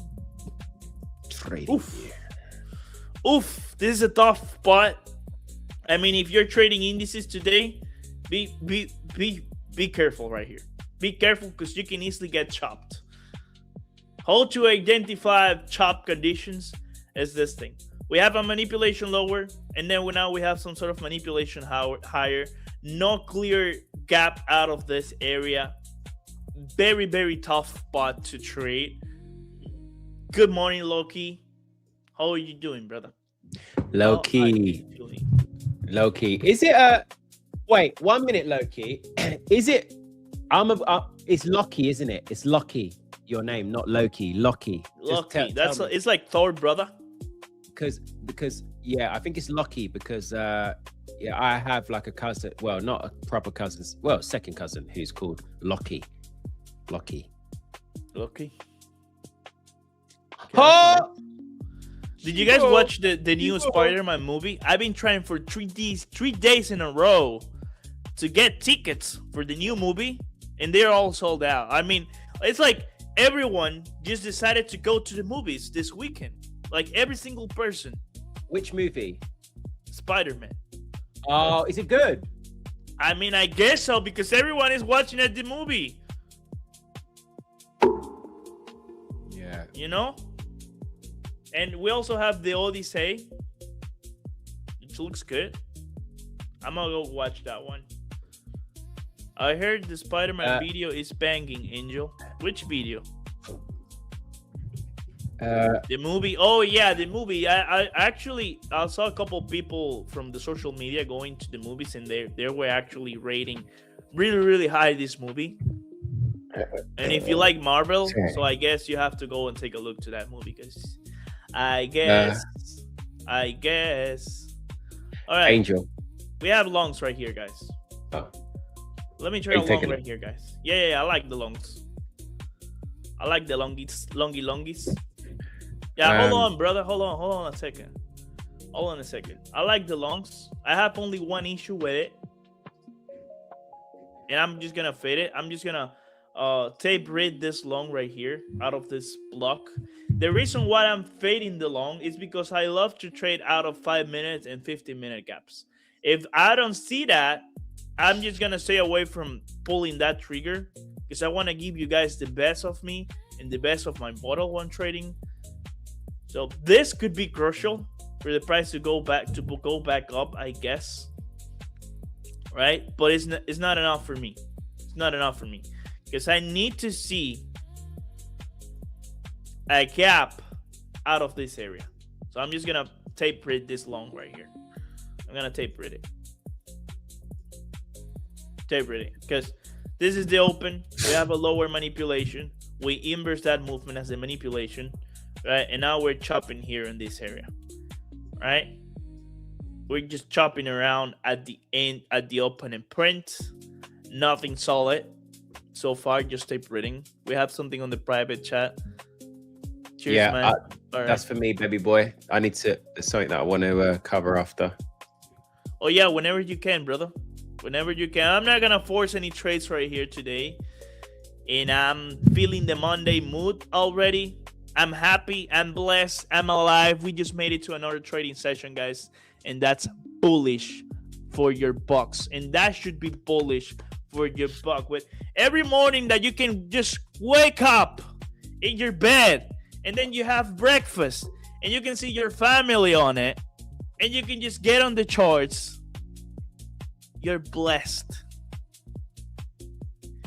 You have everything that you need. You're alive. Does that make sense? People on the chat? Does that make sense, chat? Type on the chat if you agree. Amen, brother. Let's go, Bushido. LFG. All right. Ken, baby boy, whenever you want to just share a chart, just do it. Well, I'm still sharing my screen, bro. Oh. You're a naughty boy. Still sharing your screen, bro. Is that the Aussie NCD trade? Yeah, I'm still in it, baby boy. What a banger. Yeah, baby boy. You already know. What a banger. This is swing The trading. police is here, though. They're looking for you for that trade. What a banger, guys. Don't listen the chat for Ken, because he actually shared this trade when he got in last week. No, you need to give me access. Give me access to these noises. Oh, man. But yeah, bro, we're looking good right now. I think this is this is going to carry on to the downside. We've got, so what I need this week is for Twitter's going to go to the calendar on Wednesday or Tuesday. Yeah, Tuesday. We got labor market data coming out of New Zealand. Okay, now labor market data this time, when you look at it, it's expected to worsen. So we're expecting the employment change quarter on quarter to be slightly down at 0.1% from the and the unemployment rate to come up to 5.4%. So I'm happy with that, because if I think there could be surprises to the downside. You know, I like the fact that markets are expecting higher. I think this could still come out lower. We're still seeing inflation in New Zealand. When you look, obviously, the last inflation reading that we had the week before last, inflation ticking up to the upside, 1.5%. So inflation's still sticky. Potentially, the workforce is still tight. You know, that's how I see it. If inflation's going up, prices still rise of goods and services. Obviously, it takes into consideration oil prices as well. But I would like to see strong numbers here. So this would obviously help these shorts, you know, or it'll destroy me, because obviously if the numbers come out weaker, it's going to pull me all the way back. What I'll probably do ahead of the data, to be honest with you, tonight, or shortly even, I will just adjust my stops. Would you mind me asking, when you say inflation is sticky, could you please elaborate on it? Because I want to just learn a little bit for you on it. It's sticky like this. Yeah, sticky. I know what sticky is. Sticky. I know what you mean. Yeah. I just want to understand the point. So sticky inflation, sticky inflation just means basically higher inflation, like it won't budge. You know, when something's sticky, it's just like it just won't budge. So basically, inflation's sticky right now is because obviously the higher oil prices, the tariffs, it's higher. It won't come down, right? It's just been rising. So that's what I mean by sticky inflation. When you look at, obviously, you know, for example, US inflation, this is what's being classified sticky because it's above where it needs to be. Inflation annualized needs to be down at 2%, and we've been sticky for a while, right? We've been well above. Like look at that. Our inflation went for freaking hell, crazy. But the Federal Reserve wants inflation below at 2% or below, right? Around they want it at 2%. So where we're at right now is that it's sticky, it won't move. It's just high inflation, basically. It's just a terminology. Okay, we're getting the drop that I want to see, by the way, in, come on, euro. This is what I knew it wasn't over. I knew it wasn't over, because some people probably been looking at this, right? That 4-hour candle and be like, yep, higher low, which is great for me. I'm happy that people, because then they're going to be the liquidity. So I think that these stocks, I think here, obviously where we've got that potential higher low that people are looking at, I think this should just come through and come down. Look where we've been wicking before. Look, wick 1, 2. So maybe we come down here, just respecting that trend, respecting that structure, and our higher low, comes into play at sort of 15 towards 1490, depends on where we're at. So that's why I'm looking for that, and I think we could see that. And another dump, one more dump coming, and then we look at some longs, as I say. So this is going to be the trade for me. Nice. So something like this. I'm going to leave some breathing room in my stops. I'll probably place it. If it starts coming down here, I'll probably put it at 40, actually, just below this low here, just in case. And then I'm going to have 2 targets. I'm going to have 1580 here, so just over 1.3. And then the second target, I'm going to take two positions on this. So we're going to be up here at 1650. Next major area of liquidity. It was actually just ahead of that, really. It's about here, yeah. About 1640 will be the second target. So two targets there. And the reason I'm not running this for longer is because this is a very key area here, up here, and I'm just not euro bullish enough to just be running this into like a massive long trade. You know, I think that's a fair trade to do, going into 1580, which is a quick grab, and then in towards sort of 1640 as a second target. I think that's fair, rather than running this for freaking weeks. This is like a sort of potentially days sort of trade. You know, we've seen it before from here, from these sort of levels, driving up there into where I need to, my second target. So You know, same here, like driving up there in a matter of days rather than holding on to this for weeks. So, because I'm not that Euro bullish, and I just think at any given time, things could just turn again for the dollar. So, because look at this. I'm sick of it. I'm sick of this. Look at it, guys. 2025, look at this range. Horrendous, man. And you know what's crazy? Time flies, by the way. Because you see here. Time flies. No, bro, it's scary, man. Because look, this is when all this sell-off here is when Trump sat his fat ass down as the president, right? Yeah, that was January. back then in 2025, last year, the start of last year.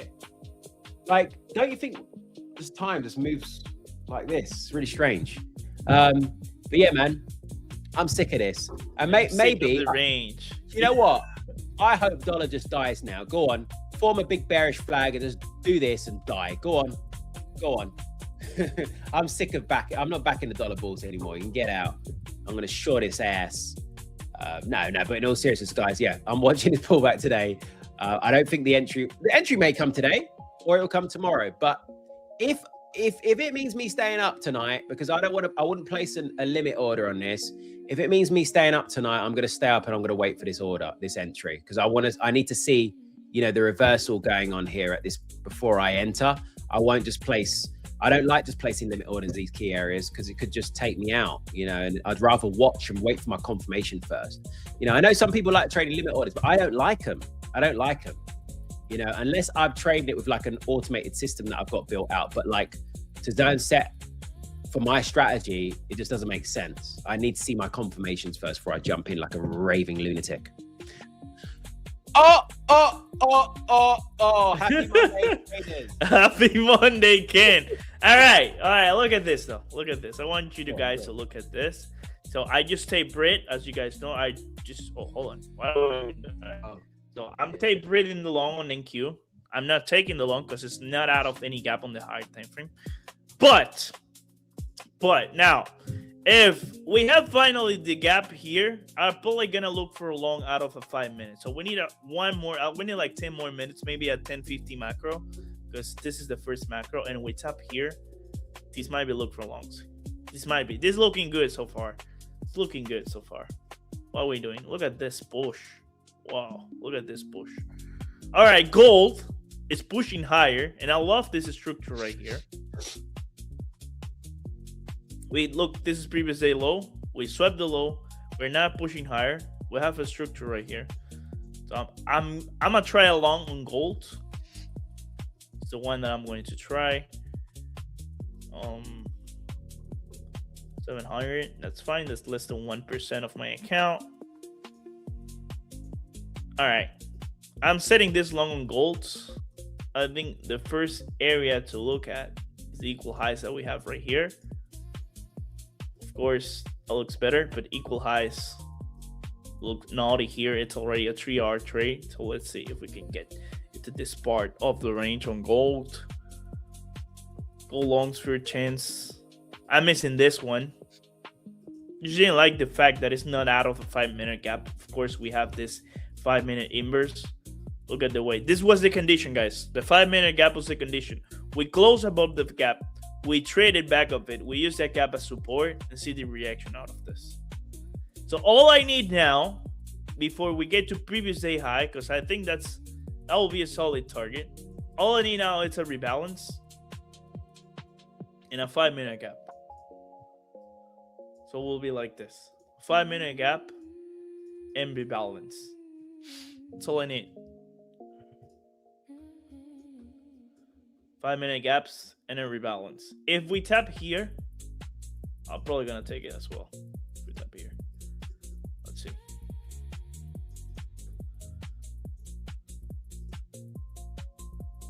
let's see. Let's see. Boom, boom, boom, boom, boom. Question for both of you all: what is the most memorable trade that you ever execute? Ken, you can go ahead. Most memorable trade I've executed. Oh, fuck. I don't know, bro. But she might have to come back to me, Angel. If you've got one right now, you can say it. I I will say my first trade on futures, because I took a challenge. Like I was starting a challenge on my first trade on futures, and I placed it 1 minute, and it went straight to take profit. So that was like an hallelujah moment. You know what I mean? Like, woo-ha! Oh my God. So from that point, I was like, okay, I need to test this out. So I will say that one. 100% that one. For me. It means a lot. Maybe it's not like a lot of money on it. Maybe it's not like a huge move. But it was my first trade, so it means a lot to me. It means a lot. Nice. Mine, actually, it wasn't, I don't remember, actually, I remember the instrument that I traded is dollar Swiss, but it was a specific moment in life which was pretty crazy. So for me, I not long ago quit my job. I was working in the city in corporate FX, and I had quit my job, and it's like the first, I'd taken like 2 weeks off before I started trading, but then 2 weeks after I'm talking to the gap after working in the corporate world, I took 2 weeks off and then I started trading. Now, what I had done is I'd built a track record and I'd got a personal arrangement set up with someone who's basically backing me, giving me some capital to trade. I already had my own capital as well. But so it's like the first day that I'd started trading, I remember just sitting down at like my desk. I had a really, really nice apartment at the time. This was obviously before kids and stuff, beautiful views of London. I was all sat down there. I was just sat in my boxers, coffee, and just observing the beautiful views. And yeah, I remember taking that first trade in that dollar Swiss. Can't remember whether it's long or short. But anyway, my point was that was the start of my downfall for 3 months after I'd taken the leap of faith and I'd proven, you know, my system's profitable. I've proven I've got a good thing here. And basically what it was just the pressure, because at that point, yes, I had some savings. Yes, I had some backing, but I had to now produce and make some money from the markets. You know, I had a serious level of pressure on me. So yeah, that it went downhill for me from that first trade. 3 months of losing pretty much, and I thought this was it, this is over, you know. And it's funny because when I told my family, when I told my dad specifically that I was leaving that job, he said to me, "You're stupid, man. You're going to be a failure. Like, you're going to be a failure," he said. Like, that's crazy. Like, my dad, you know, is supposed to be so supportive, and he told me, "You're going to be a failure." And I was like, do you know what? All right, Dad, fine. I remember just walking out the house that point. I was like, okay, you'll see. And then, you know, in those first 3 months, I was thinking, no chance in hell is my dad going to be right. I'm going to show him. Anyway, so what happened was, yeah, that went downhill for a while, and I ended up being plugged into, you know, the book, The Secret. Call it very, I know some people don't like it because it's very repetitive and it's just sort of training your mind to think a certain way and blah, blah. But that actually helped me. That's what helped. That really, truly helped me. It allowed me to open up and unlock my mind a little bit more and just, you know, start writing some goals down, start manifesting, start sort of programming my mind to think the right way and to try and eradicate, you know, rule out all negative thoughts. So that's my racist, story. But Nigerian dads are no joke. Yeah, no, it's fact, bro. Loki knows, man, because he's Nigerian, so he knows, like, man, what they're like. You know, my dad was strict, super strict, and they're, you know, historically, obviously, a lot of Nigerians are, you know, very well educated. They take education very seriously, so and jobs and everything like that. It's all status. It's all important to them. So yeah, he know. But that's my story. That's very nice. Yeah, man. Yeah, man. All right, guys. I'm taking the Nasdaq long. Right here at this 1 minute. All right. There is 50 points. And I'm gonna look for, this is overnight highs. Yeah, overnight highs looks sweet though. The overnight highs looks perfect to take. Let's see if we can pull enough reaction out of this area to go for overnight highs. We have what? London 2 a.m. highs. London is intact with relative equal highs. And we have Asia as well. With this minimum liquidity right here, looks sweet though. This is a beautiful place to take a take profit. the highs that we have right here. It's a 2.2 R trade on the Nasdaq. 50-point risk. Let's see if we can push. I like the rebalance on the 5-minute. Gold, we're still sitting at the entry price. Let's see if we can push. That's my 2 trades for today. Nothing else. Just that. Gonna go break even at this high on the Nasdaq. If we pull that high, I'm gonna go break even. Let's see. Open chat. What do you mean open chat? Private. Okay, it's a private chat. Private chat. Got you. I think I'll be jumping on. Okay. Take care, Ferdy. We'll catch up later. That's me, Angel. That's me. Oh. Oh, okay. All right, we will miss you, Ken.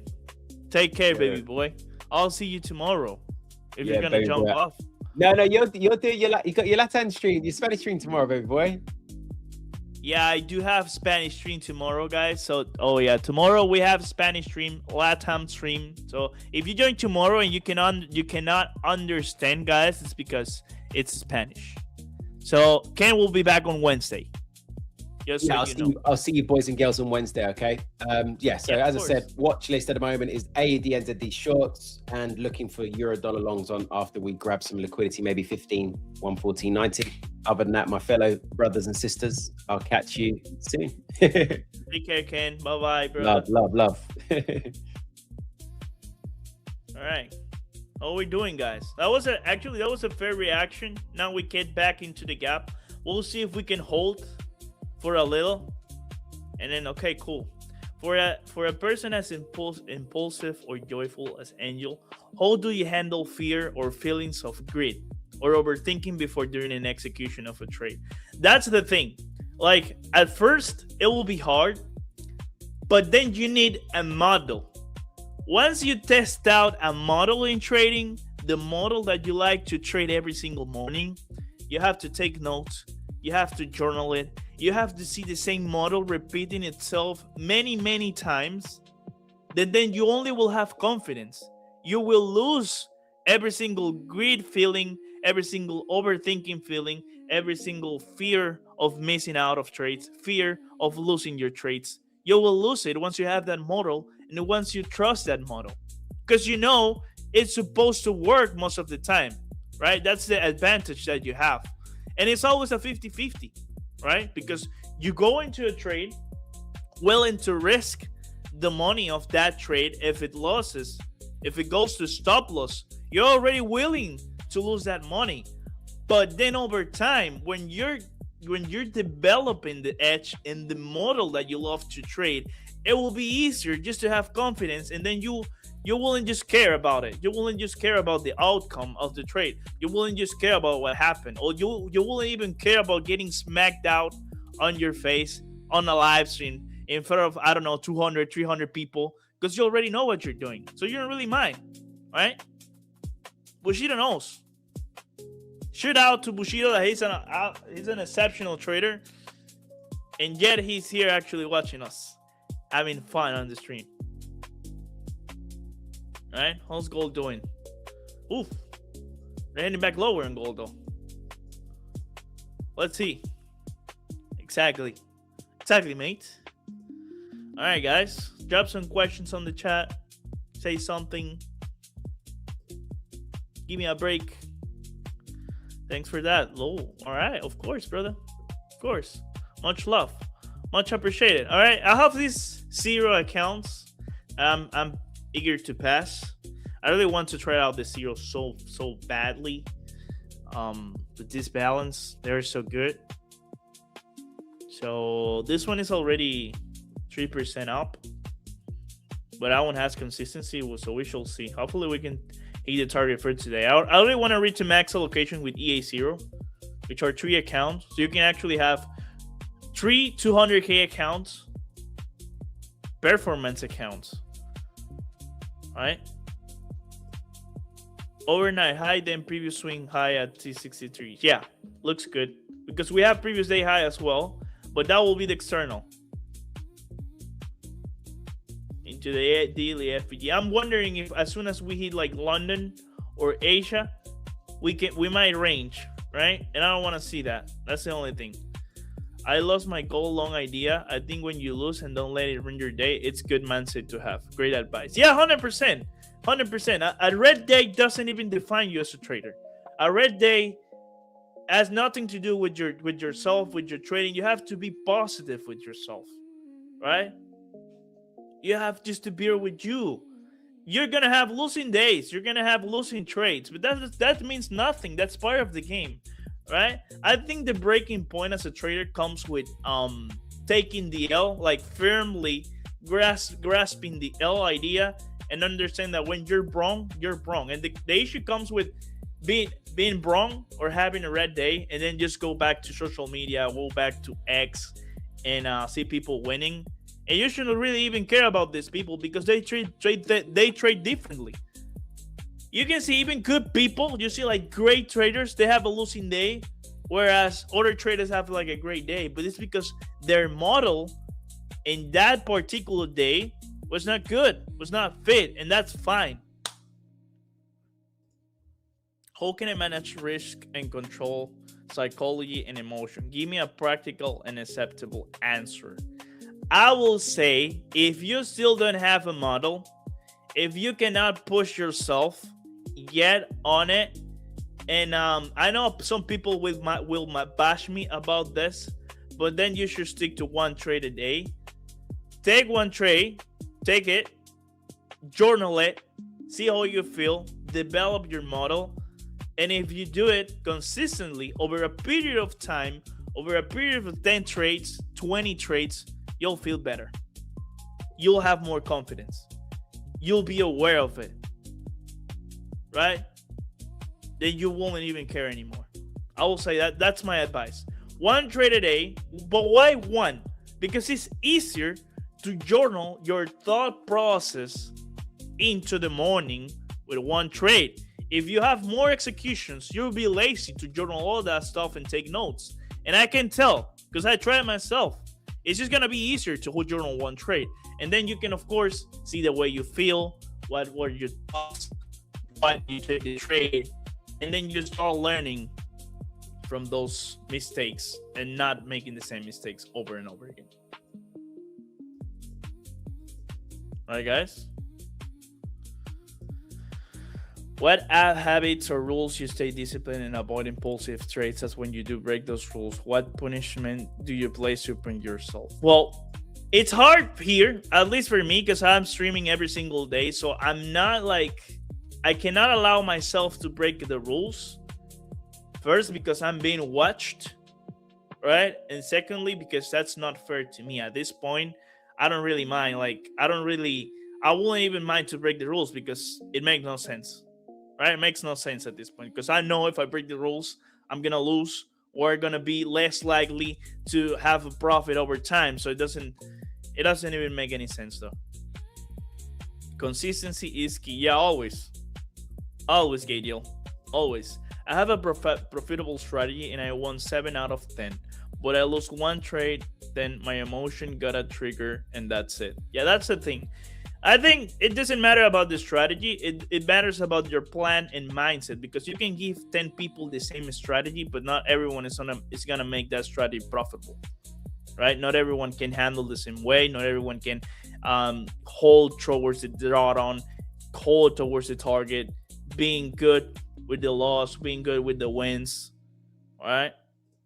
Angel, do you ever hold trades overnight? No, because I'm trading futures, but I'm thinking to switch over again to the Forex part. I love the EA Pro accounts that we have, and I think I'm going to start taking more swing trades maybe towards the session when I have like a higher time frame drawn liquidity that we can follow. But yeah. Okay, GC finally getting some reaction out of this RB. Let's see if we can push higher. We have the equal highs right there. That looks fair to me though. And Q is just kind of bubbling. 143 people here watching, guys. Please hit that like button if you're here. If you're watching from X, thank you so much. But if you want to have the full experience, head over to the YouTube channel and you will have more odds to win an account on our giveaway. Because you got to be on YouTube. You got to like that button and we shall see. what principle would you want every new trader to carry with them? Stick to the process. Be process driven, right? All you care is about the process. You don't care about your P&L. You don't care about your failure challenge. You don't care about the other, what other people is doing.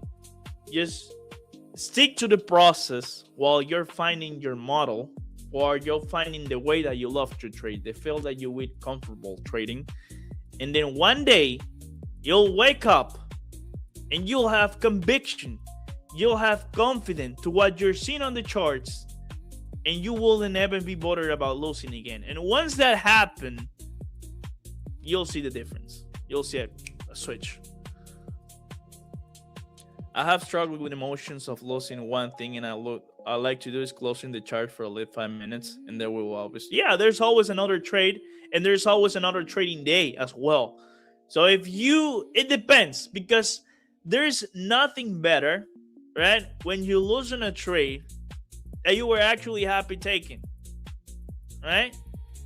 Because you already follow all the rules, your process, your model. And if you lose that trade, it's fine, because it's part of the statistics.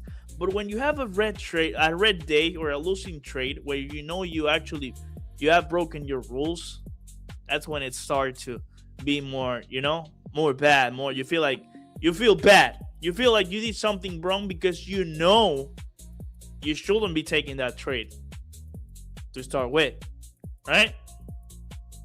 So that's the thing.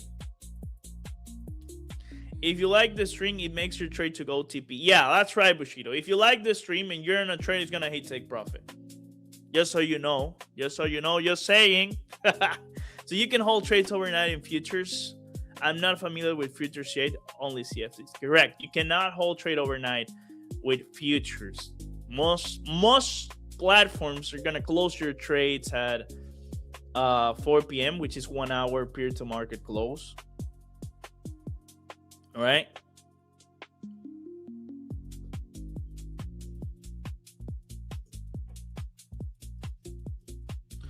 Okay, I'm gonna go break even on the nasty Nask. I have a high that I wanted to see being taken for me to go break even. So let's see if we can push. We can flush a little bit. We'll still have London highs up here, and we still have equal highs, and then Asia and the external target on liquidity. All right, we're also running this gold on the gold longs out of the previous day low swept. So we shall see here.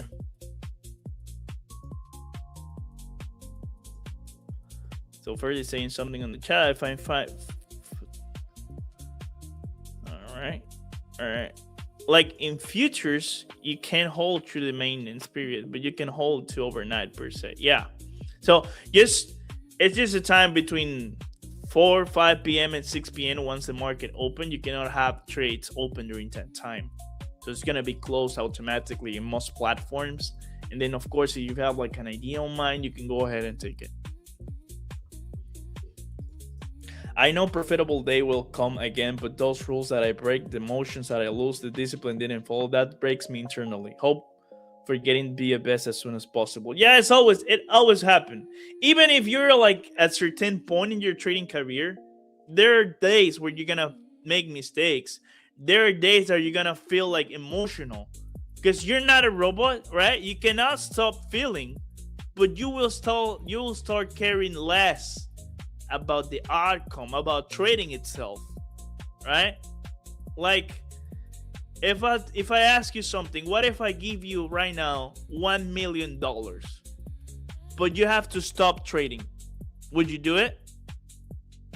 If I give you $1 million right now, but you have to stop trading for the rest of your life, would you do it? If the answer is yes, then you're not process driven, right? You're here for the wrong reason. You're definitely here for the wrong reason. But you guys can answer in the chat. If I give you today, right now, $1 million, but you have to stop trading for the rest of your life, would you even do it? If yes, why? If not, why? What helped you stay in the game long term? All right, so I've been trading since 2018, and I failed for like 5 to 6 years, like consistently. I was failing, right? I was not making it possible, but I stayed, right? And I can remember my girlfriend saying, like, I cannot believe you, like, you're still stronger enough to stay on that game, because I knew. Like, if you look at every single trading story that someone that is already profitable, he will tell you that he struggled for a lot of time until it make it work, right? So that means eventually it's gonna work. It has to work. It's just a long-term game. So you just need to stick to the process, be process driven, trust the process, and being there. But you have to love trading. You cannot just take the 1 million and then go out and stop trading, because that's not why we're here, right? If you offer me 1 million to stop trading today, I will say no, right? I will say no. If you are gonna give me 10, well, I'll think about it, because we have Bushido here. About 10 mil. Well, I have to think about it. I mean, but you know what I mean, guys. All right, let's see if we can hit to 2 hour here. We're close to London. I just don't want to see a reaction out of London and for the price to take me out. Let me just look for 2 a.m. highs. This is 2 a.m. highs. It's not taking yet. Probably gonna take the 200 points. We shall see.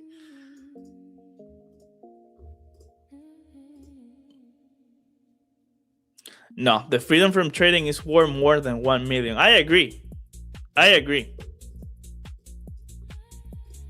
10 million divided in stocks get you around 6 to 80k a year without working. That's solid. I was actually, when I started trading, I was thinking like trading at some point will be like, I will just be like a position trader and I'll just hold for months and I'll just make money while I'm sleeping. And then all of a sudden I'm day trading, so I need to go over day by day. Then I had to develop a model to trade the daily range and all that stuff. So I guess it's just time, right? Time, everything change. You have to stick with it. You have to adapt yourself to that. But yeah, that's great. I'll say for 10 mil, I'll think about it. I'll think about it for sure.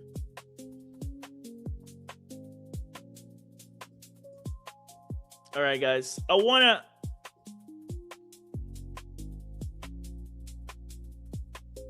protect myself 50 points.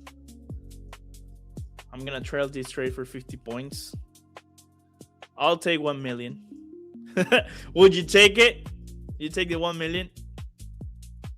I will also take 1 million. Never open the chart again. Oh my god. Yeah, I know people. I will take it for sure. I mean, you can even do investments with it. You can open it. I don't know. You can open like a restaurant, something like that.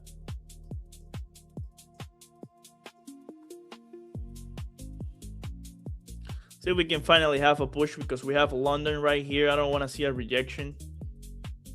Just give me one last push. Lil Sir. There you go. There you go.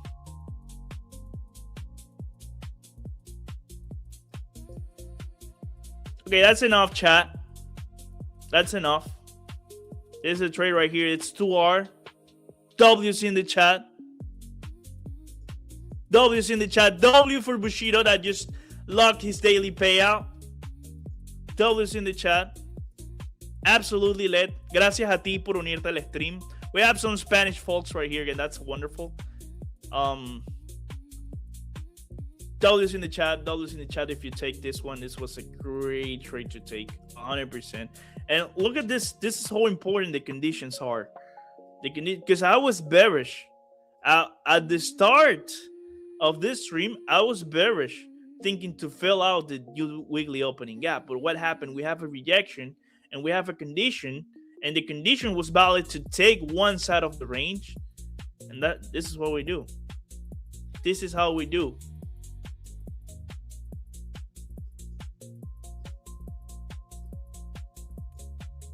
I like the 2R right there.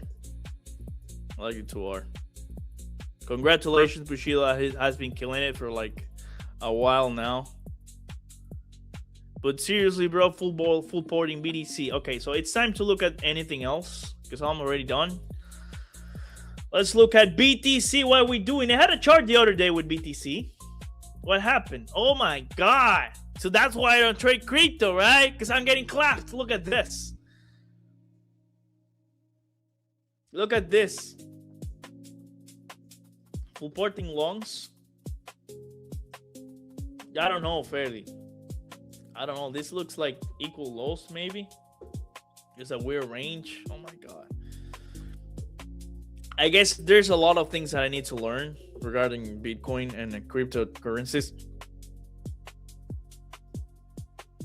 2 trades, 1 loss on ES short, long NQ with 2 contracts from 407 to 6067. Let me look at those fields right there. 407. Where's 407?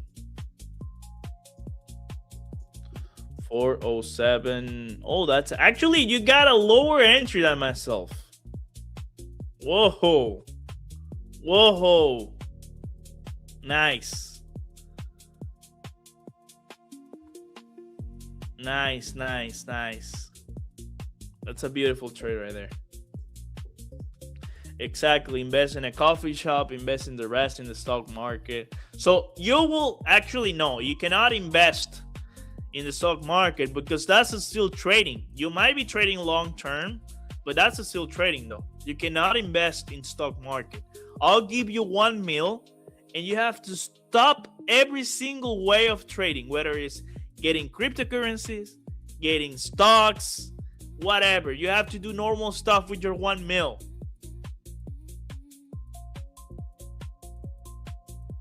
Right?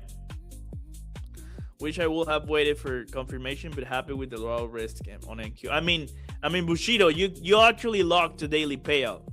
You know what I mean? That's a W, brother. That's a W. Congratulations. One day I am with you on this same stream and trade with you, pretty sure. Yeah, let's go. Let's do it. Send me that resume and we will see, brother. We will see. Nice catch, bro. Thank you, brother. Thank you so much.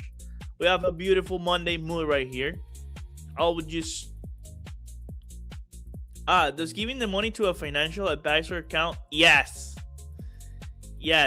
Because he's probably going to put money on stocks, and you cannot do that.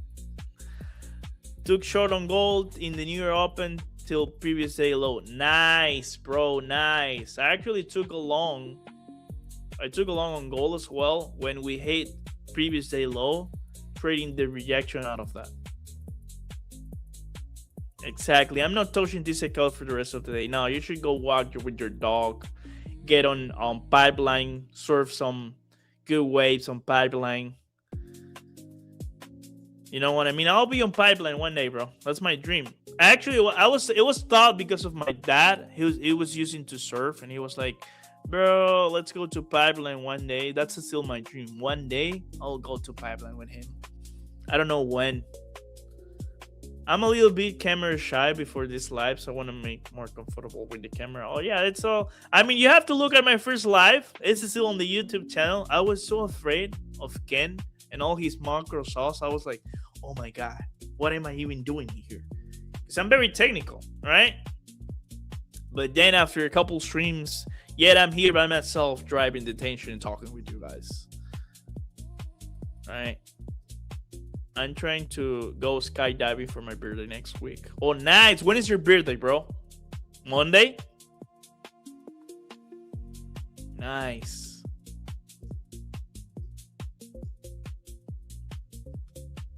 Nice. Next Wednesday. Oh, wow. Let's have you on the stream for your birthday, Bushido. It will be nice. I can have you a cake and we can sing happy birthday. All right. Oh my God.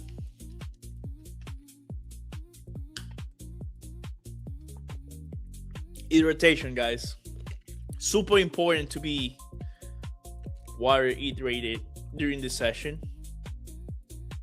Belief make it go higher. Oh my God. 30 is pretty much full. Oh my God. I try need to stalk this cryptocurrency thing because I just need to understand when we're moving from where we're moving, and I'm pretty sure I can just bank like him because he's always on point.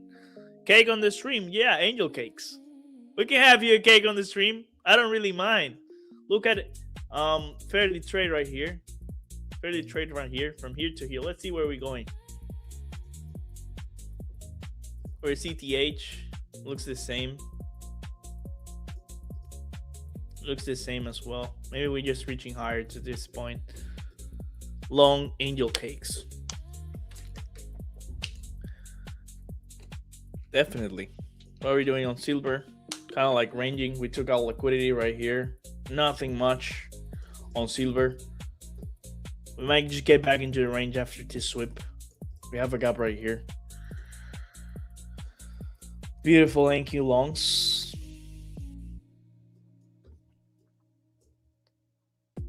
Beautiful NQ longs. 142 people watching, guys. I need more likes if you want me to run a giveaway. So just please head over YouTube channel.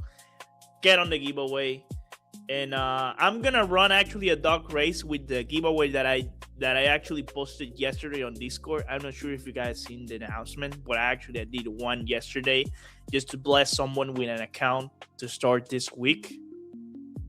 So I just want to do it live. So we have the proof of it.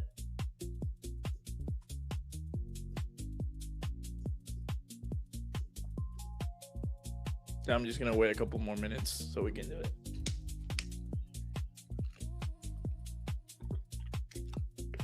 Because we have what, like an hour here. Now we're starting to do something like a big stream. So then we have like Joel half an hour or maybe 2 hours, and then we will have Ken, and then like everyone will be joining. The other one will be just leaving the room, and then it's gonna be like a full stream. It's gonna be a long one. What do you guys think on the chat? Do you think it's that worth it? You'll be here. We'll break down London. All right, we have the equal highs. We have London in the equal highs. We also have Asia overnight highs and the external drawn liquidity, which is previous day high. Yep, it is. Sounds good. Sounds good. Yeah, it could be great. It could be great.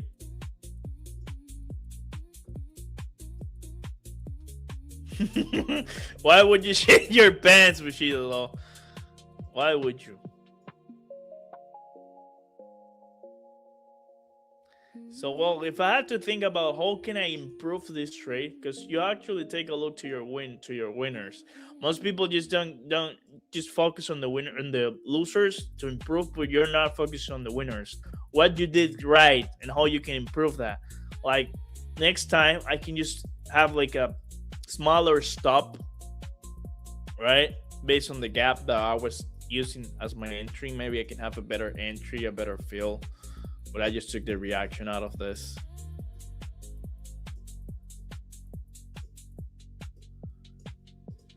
EA Markets, what is the code for the giveaway? Which giveaway, bro? Because of the audience, but my shit pants in a good way. Okay. Yeah, it's fun. It's fine. I mean, all of you guys are fun. They just know you already, so it's not gonna be hard. Did Joel go live this morning in a London session? Yeah, I think so. Fairly can confirm. I think he had like, I was watching a video on YouTube. He had like 40 seconds of stream maybe. But he did. He definitely did. And we were going to have this more often. London, and then like pre-market, and then the overlap, which will be for futures as well. Forex and futures.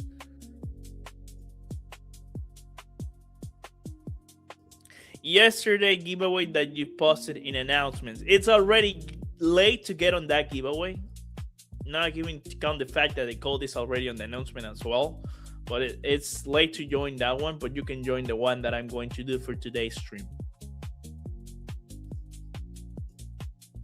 Let's see if we can have, all right, that's Asia high,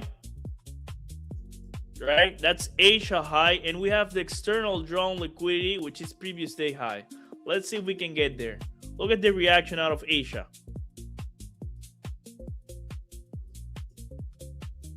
What is GC doing?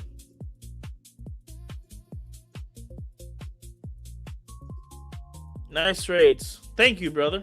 Thank you so much. Yeah, we have beautiful trades right here. This trade, I love this continuation play on the NQ. If I have to stick with it forever, I'll just always try continuations. Like, all the time.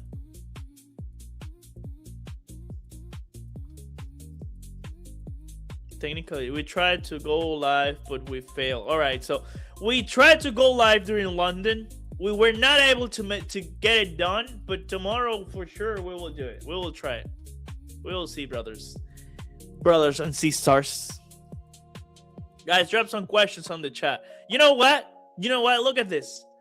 I'ma go and watch who's the most active person on this chat, and the people that are more active, the people who are participating, dropping questions, and saying a lot of stuff, will get an account. Or I'll put just a single giveaway for the people that is active on the chat. What do you think about that? So you guys can keep chatting. Chat. If you're not chatting on the chat, then you're not gonna give away. I have to do it, guys. I'm sorry.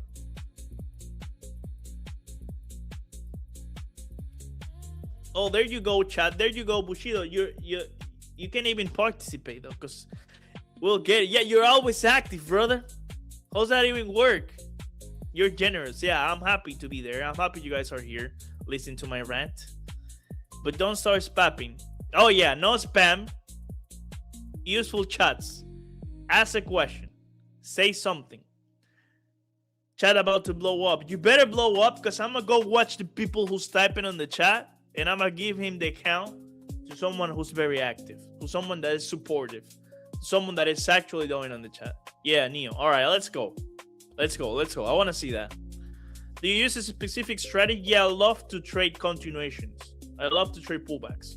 So what I love to do is for the price at the open to show me a leg, a dealing range, whether to the upside or to the downside, and play the continuation. So I always wait for the first 15 to 30 minutes to see where's the manipulation and play the continuation of that to take a trend. It, of course, it's going to be easier to trade when we're trending, when we're on a trending day. Not every single day it's a trending day. We can range sometimes. So that's when my model can just fail, and I'm just completely fine with it. Today, we're not ranging, brothers and sisters. Today, we're trending, and we have beautiful targets to take. We had London, we have equal highs, we have Asia, and we have the external high on liquidity, which is previous day high, because we have a gap right here that is not filled yet. And there you go. There you go. We have the final target there. Previous day high taken. Why did you close the trade early when you had a clear buy side? Because I already had more than 100 points, and this was a 2-hour trade. That's my strategy. It's a 2-hour. I don't really need more than that. And most of the time, I'm actually need to close because of the consistency, or I'm just gonna keep increasing it, which is bad. So sometimes, even though you have externals, I always make sure what you're risking and how much you're taking from the table. This is a 2-hour trade. This is good for me, though. I already have targets for sure, but I don't mind. I don't really care about the targets, but I already have my 2-hour trade.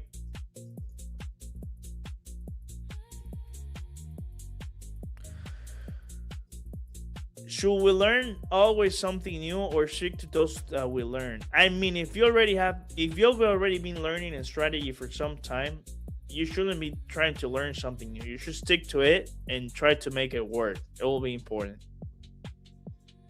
I heard that time trends. It's hard for me to find when we're trading.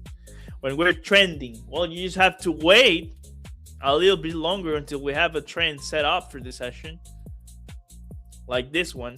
Remember, if you go back on the stream, I actually wanted to tape read this long because this was not enough information for me to go on, right? We have the initial movement, and then I understood. I was able to read that now this was a new trend, and this was the dealing range that we have set. I just waited for the pullback.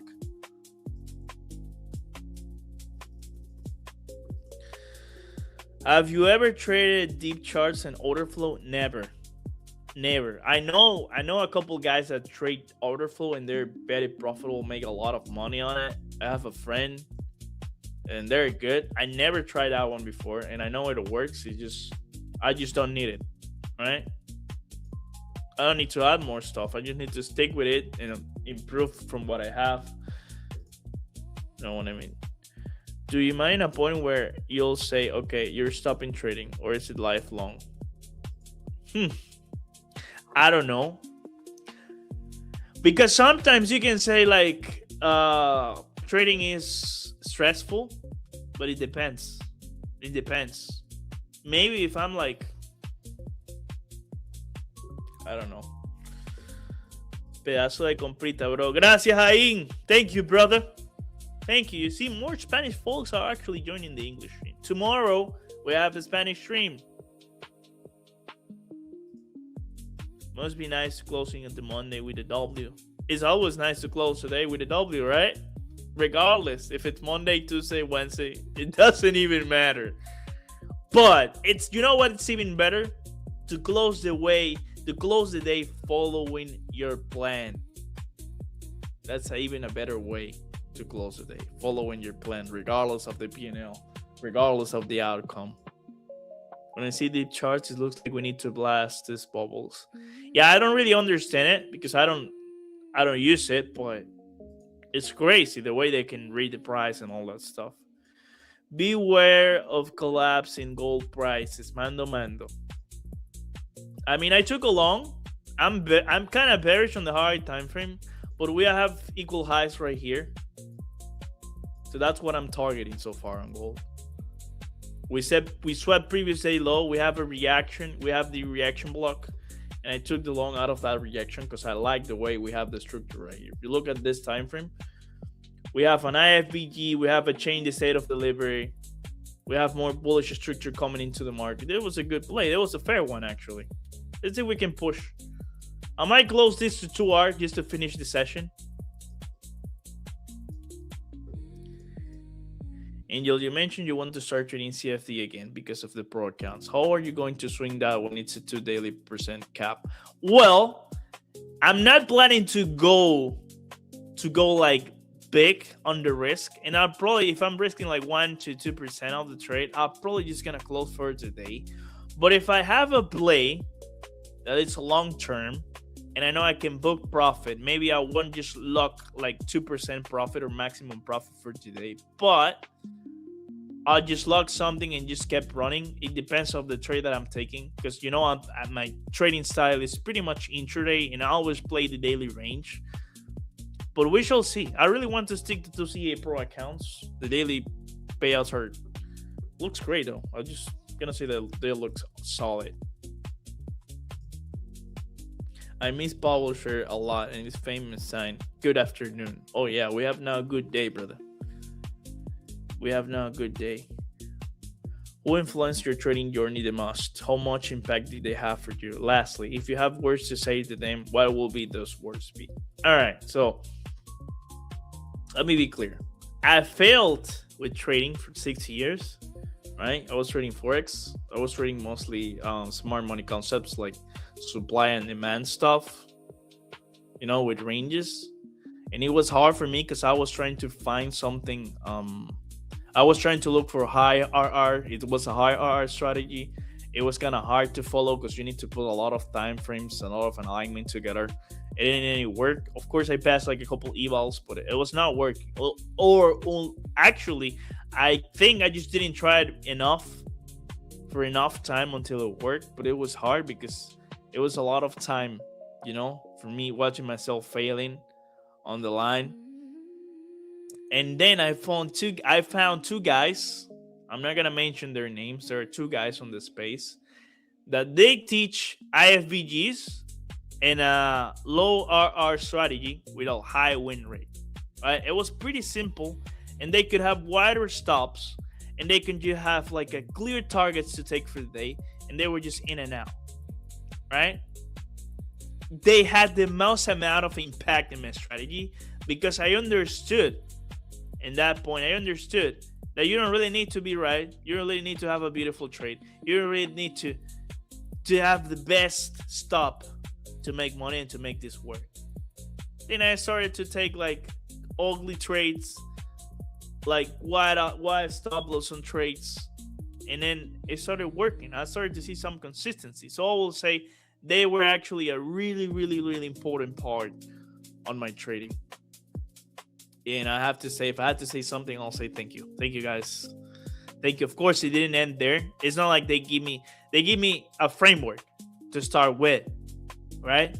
But at the end of the day, it will be up to you to get that framework and to make it work, right? Until you find your model, until you find what fits your personality, until you'll find what fills your trading, the way you feel the better the most. You know what I mean? That's super important.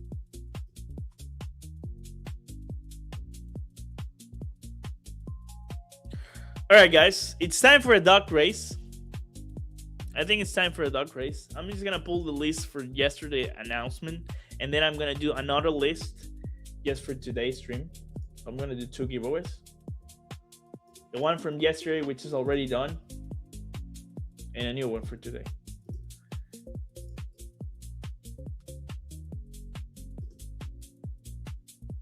So hold on.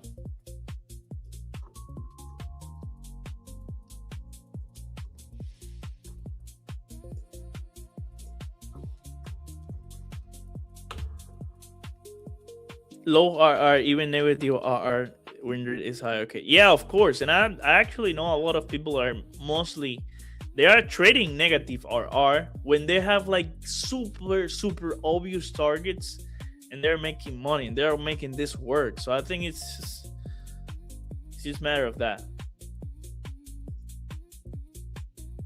We finally have that feel of the daily gap. Solid day.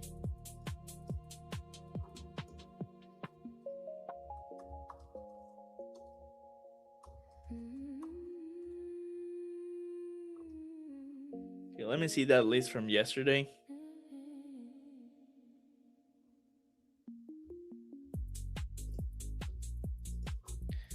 Let me see that list from yesterday.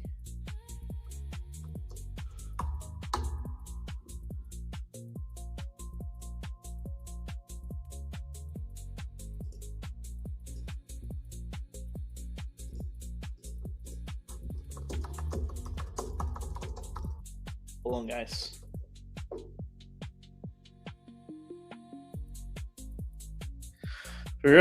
For some reason, the giveaway list is not pulling up, so I cannot just do 2.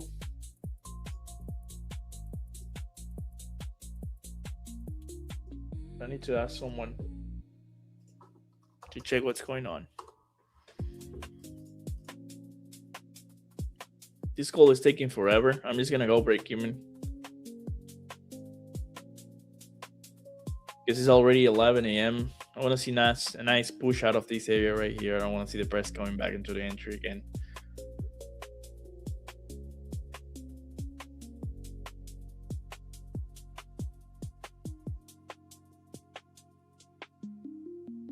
Right? What's going on?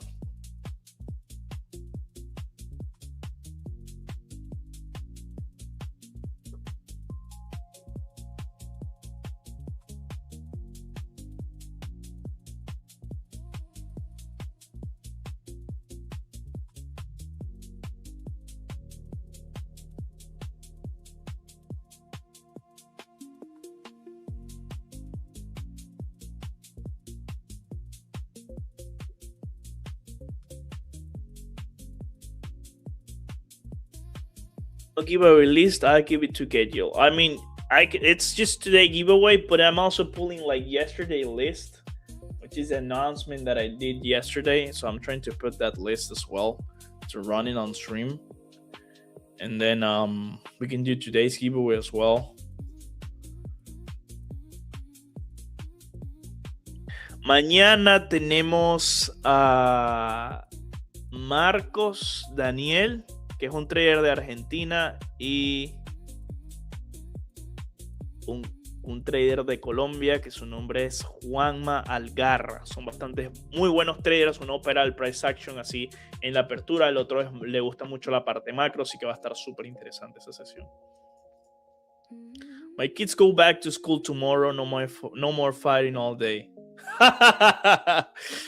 Oh my God, bro. Oh my god. You can never forget your parent duties, though. You must be a cool dad, Bushido, actually. You must be a cool dad. Hey, how's it going? Okay, I need help. Trying to ask Luke what's going on.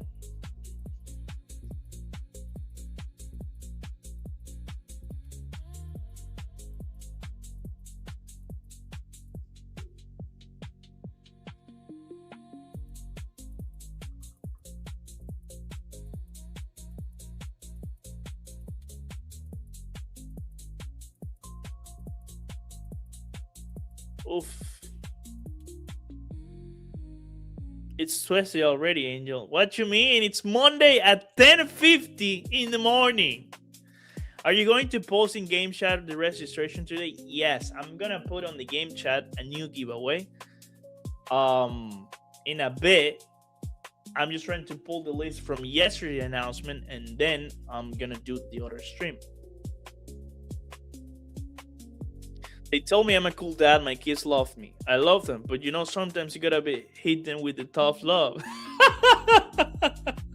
I mean, yeah, when you have to put it in place. Hey, guys, come on. Oh, that's nice. Ken left. Yeah, Ken was here for like 2 hours. He started at AM. You were talking some Spanish. That's why it's Wednesday. Oh, because there's a Spanish guy on the chat. Ask me who's on tomorrow. Journaling your trades, how effective it has been for you. I mean, you have to journal when you're trying to find your model. If you journal, you'll find your model. You'll find exactly what you love to trade. You'll find exactly what it feels right for you to trade. Then if it doesn't work, then you're completely happy with it because you follow all you need to see to trade. That's why journaling is so important, because you need to find your setup. And look, I know it sounds super cliche, but if you journal and then you'll find it, you'll have so much conviction that no one ever can beat you. Not even an evaluation that you failed, not even a challenge, not even a payout that you lost one day before requesting, not even looking at people on social media winning trades, because you have your model on it. Oh my god. I'm really trying to pull this list, guys. I don't know what's going to happen. Yeah, he's a fun guy. He's actually a fun guy. All right, look at this daily gap fill. Amazing. We only need gold just to catch up with that momentum. I mean, we have clear equal highs. It's just not moving. We already have that movement on the manipulation leg. Maybe we can pass today, though.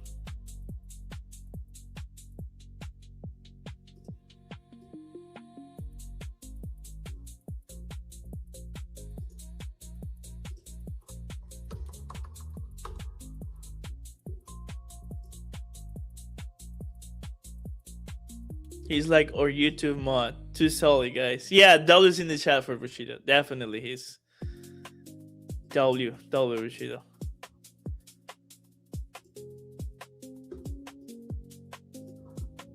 Guys, I'm dying here. I don't really know what's going on with the list.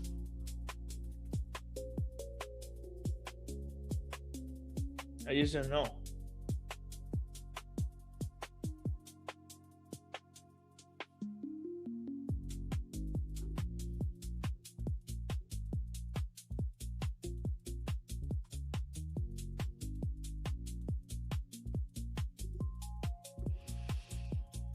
Just in case, all right, guys, if you don't have your dashboard connected to your EA Discord, you might need it. And Bushido is actually sharing what he needs, at least what you need to put there. Because you need to go to your dashboard, go to user settings, you need to be verified, go to connections, and then you can connect the dashboard with Discord.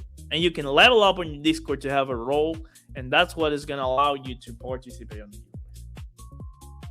giveaways. Alrighty, guys.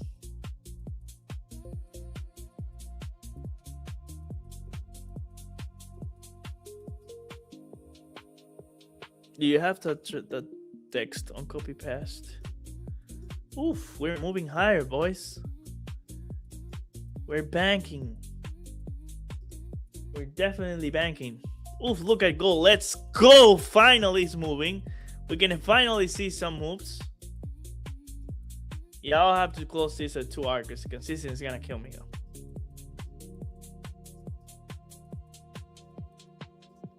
Oh, look at NASDAQ. We're getting into the 50% of that range. For sure. For sure.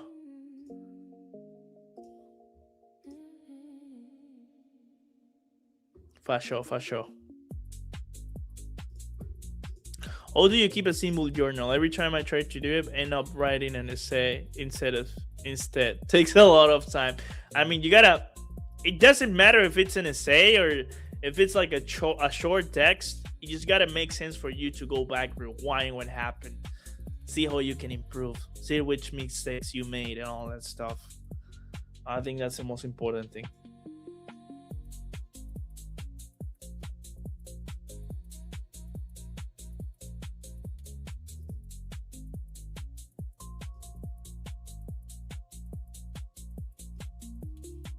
Here you go, gold. Now that's good. That's really, really good. I'm going to trail a little bit about this below this low to look some profits on the goldy gold. What a beautiful day that we had today in the market. Longs on NQ at 10 a.m. Longs on gold that is running in profit. Stops trailing at profit as well. Such a beautiful day to trade, to be alive.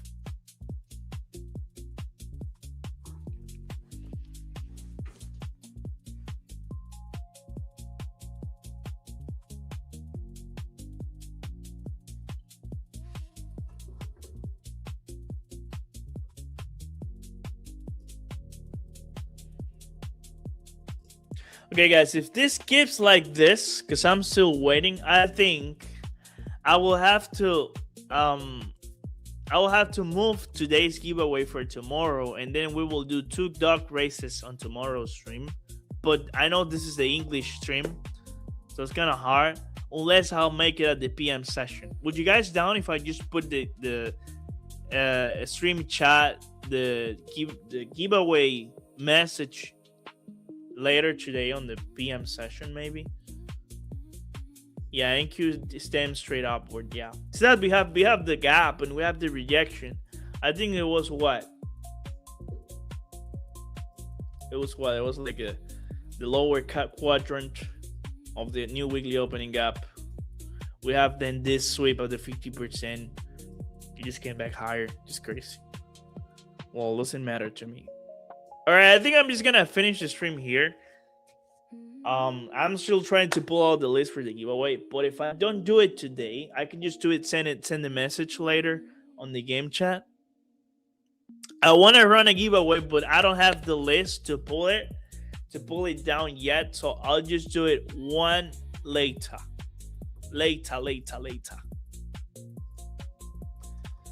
On the game chat from our Discord, I'm gonna run that giveaway because I already did one giveaway yesterday night in announcements.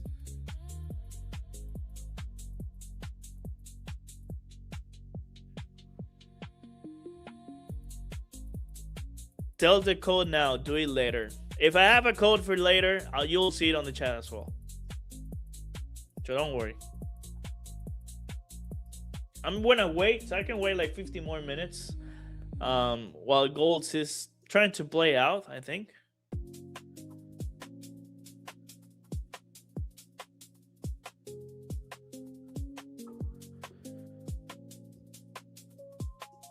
If this one goes to break even, then I'm probably just gonna finish the stream right there. 150 people watching, guys. Please hit some likes on the chat. Hit some likes. Hit that like button. I don't have a code yet because I cannot create a giveaway message. So I'll probably just do it in the PM session. No hay un código todavía, amigo. No hay un código porque no he podido hacer el mensaje. Typical goal on Mondays, not so trendy. Yeah, like compare it to Nasdaq, it just BS. Kind of like BS. Let's see if we can run a little bit longer, but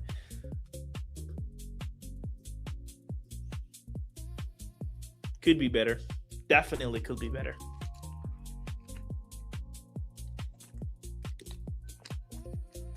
Yeah, we finally have this the daily FPG on the Nasdaq. We'll still have all this higher part. Let's see if we can reject, or if we close above it and just go higher forever, I guess. Do you trade euro dollar future? No, I don't, but I'll probably get back to trade just normal forex, normal euro dollar later this week, maybe next month. I mean, it's already August 3rd, so maybe this month.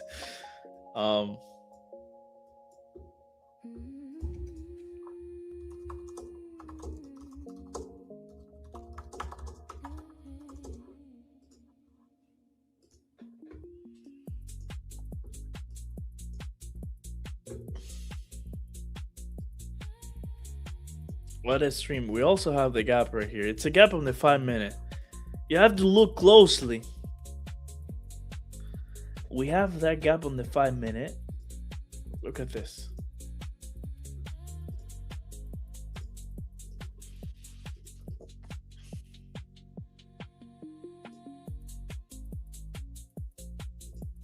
I am from Venezuela, and yes, I do speak Spanish. Actually, tomorrow we will have the Spanish stream. I think gold got stopped at break even. So yeah, I guess it's time to call it, guys. Thank you, brother. Thank you. I'm gonna run the giveaway later on the PM session. If not, then I'll do 2 giveaways on Wednesday, because I will owe you guys Monday giveaway, because I'm trying to pull the list. It's not possible from our Discord right now. But again, I appreciate everyone that joined today. Thank you so much for being here. Thank you so much for supporting. We're here Monday to Friday, every single day. Every single day you have Angel and Ken to show you guys some trading, to teach you guys some stuff, to give you guys the opportunity. Trade safe. Enjoy the rest of your Monday.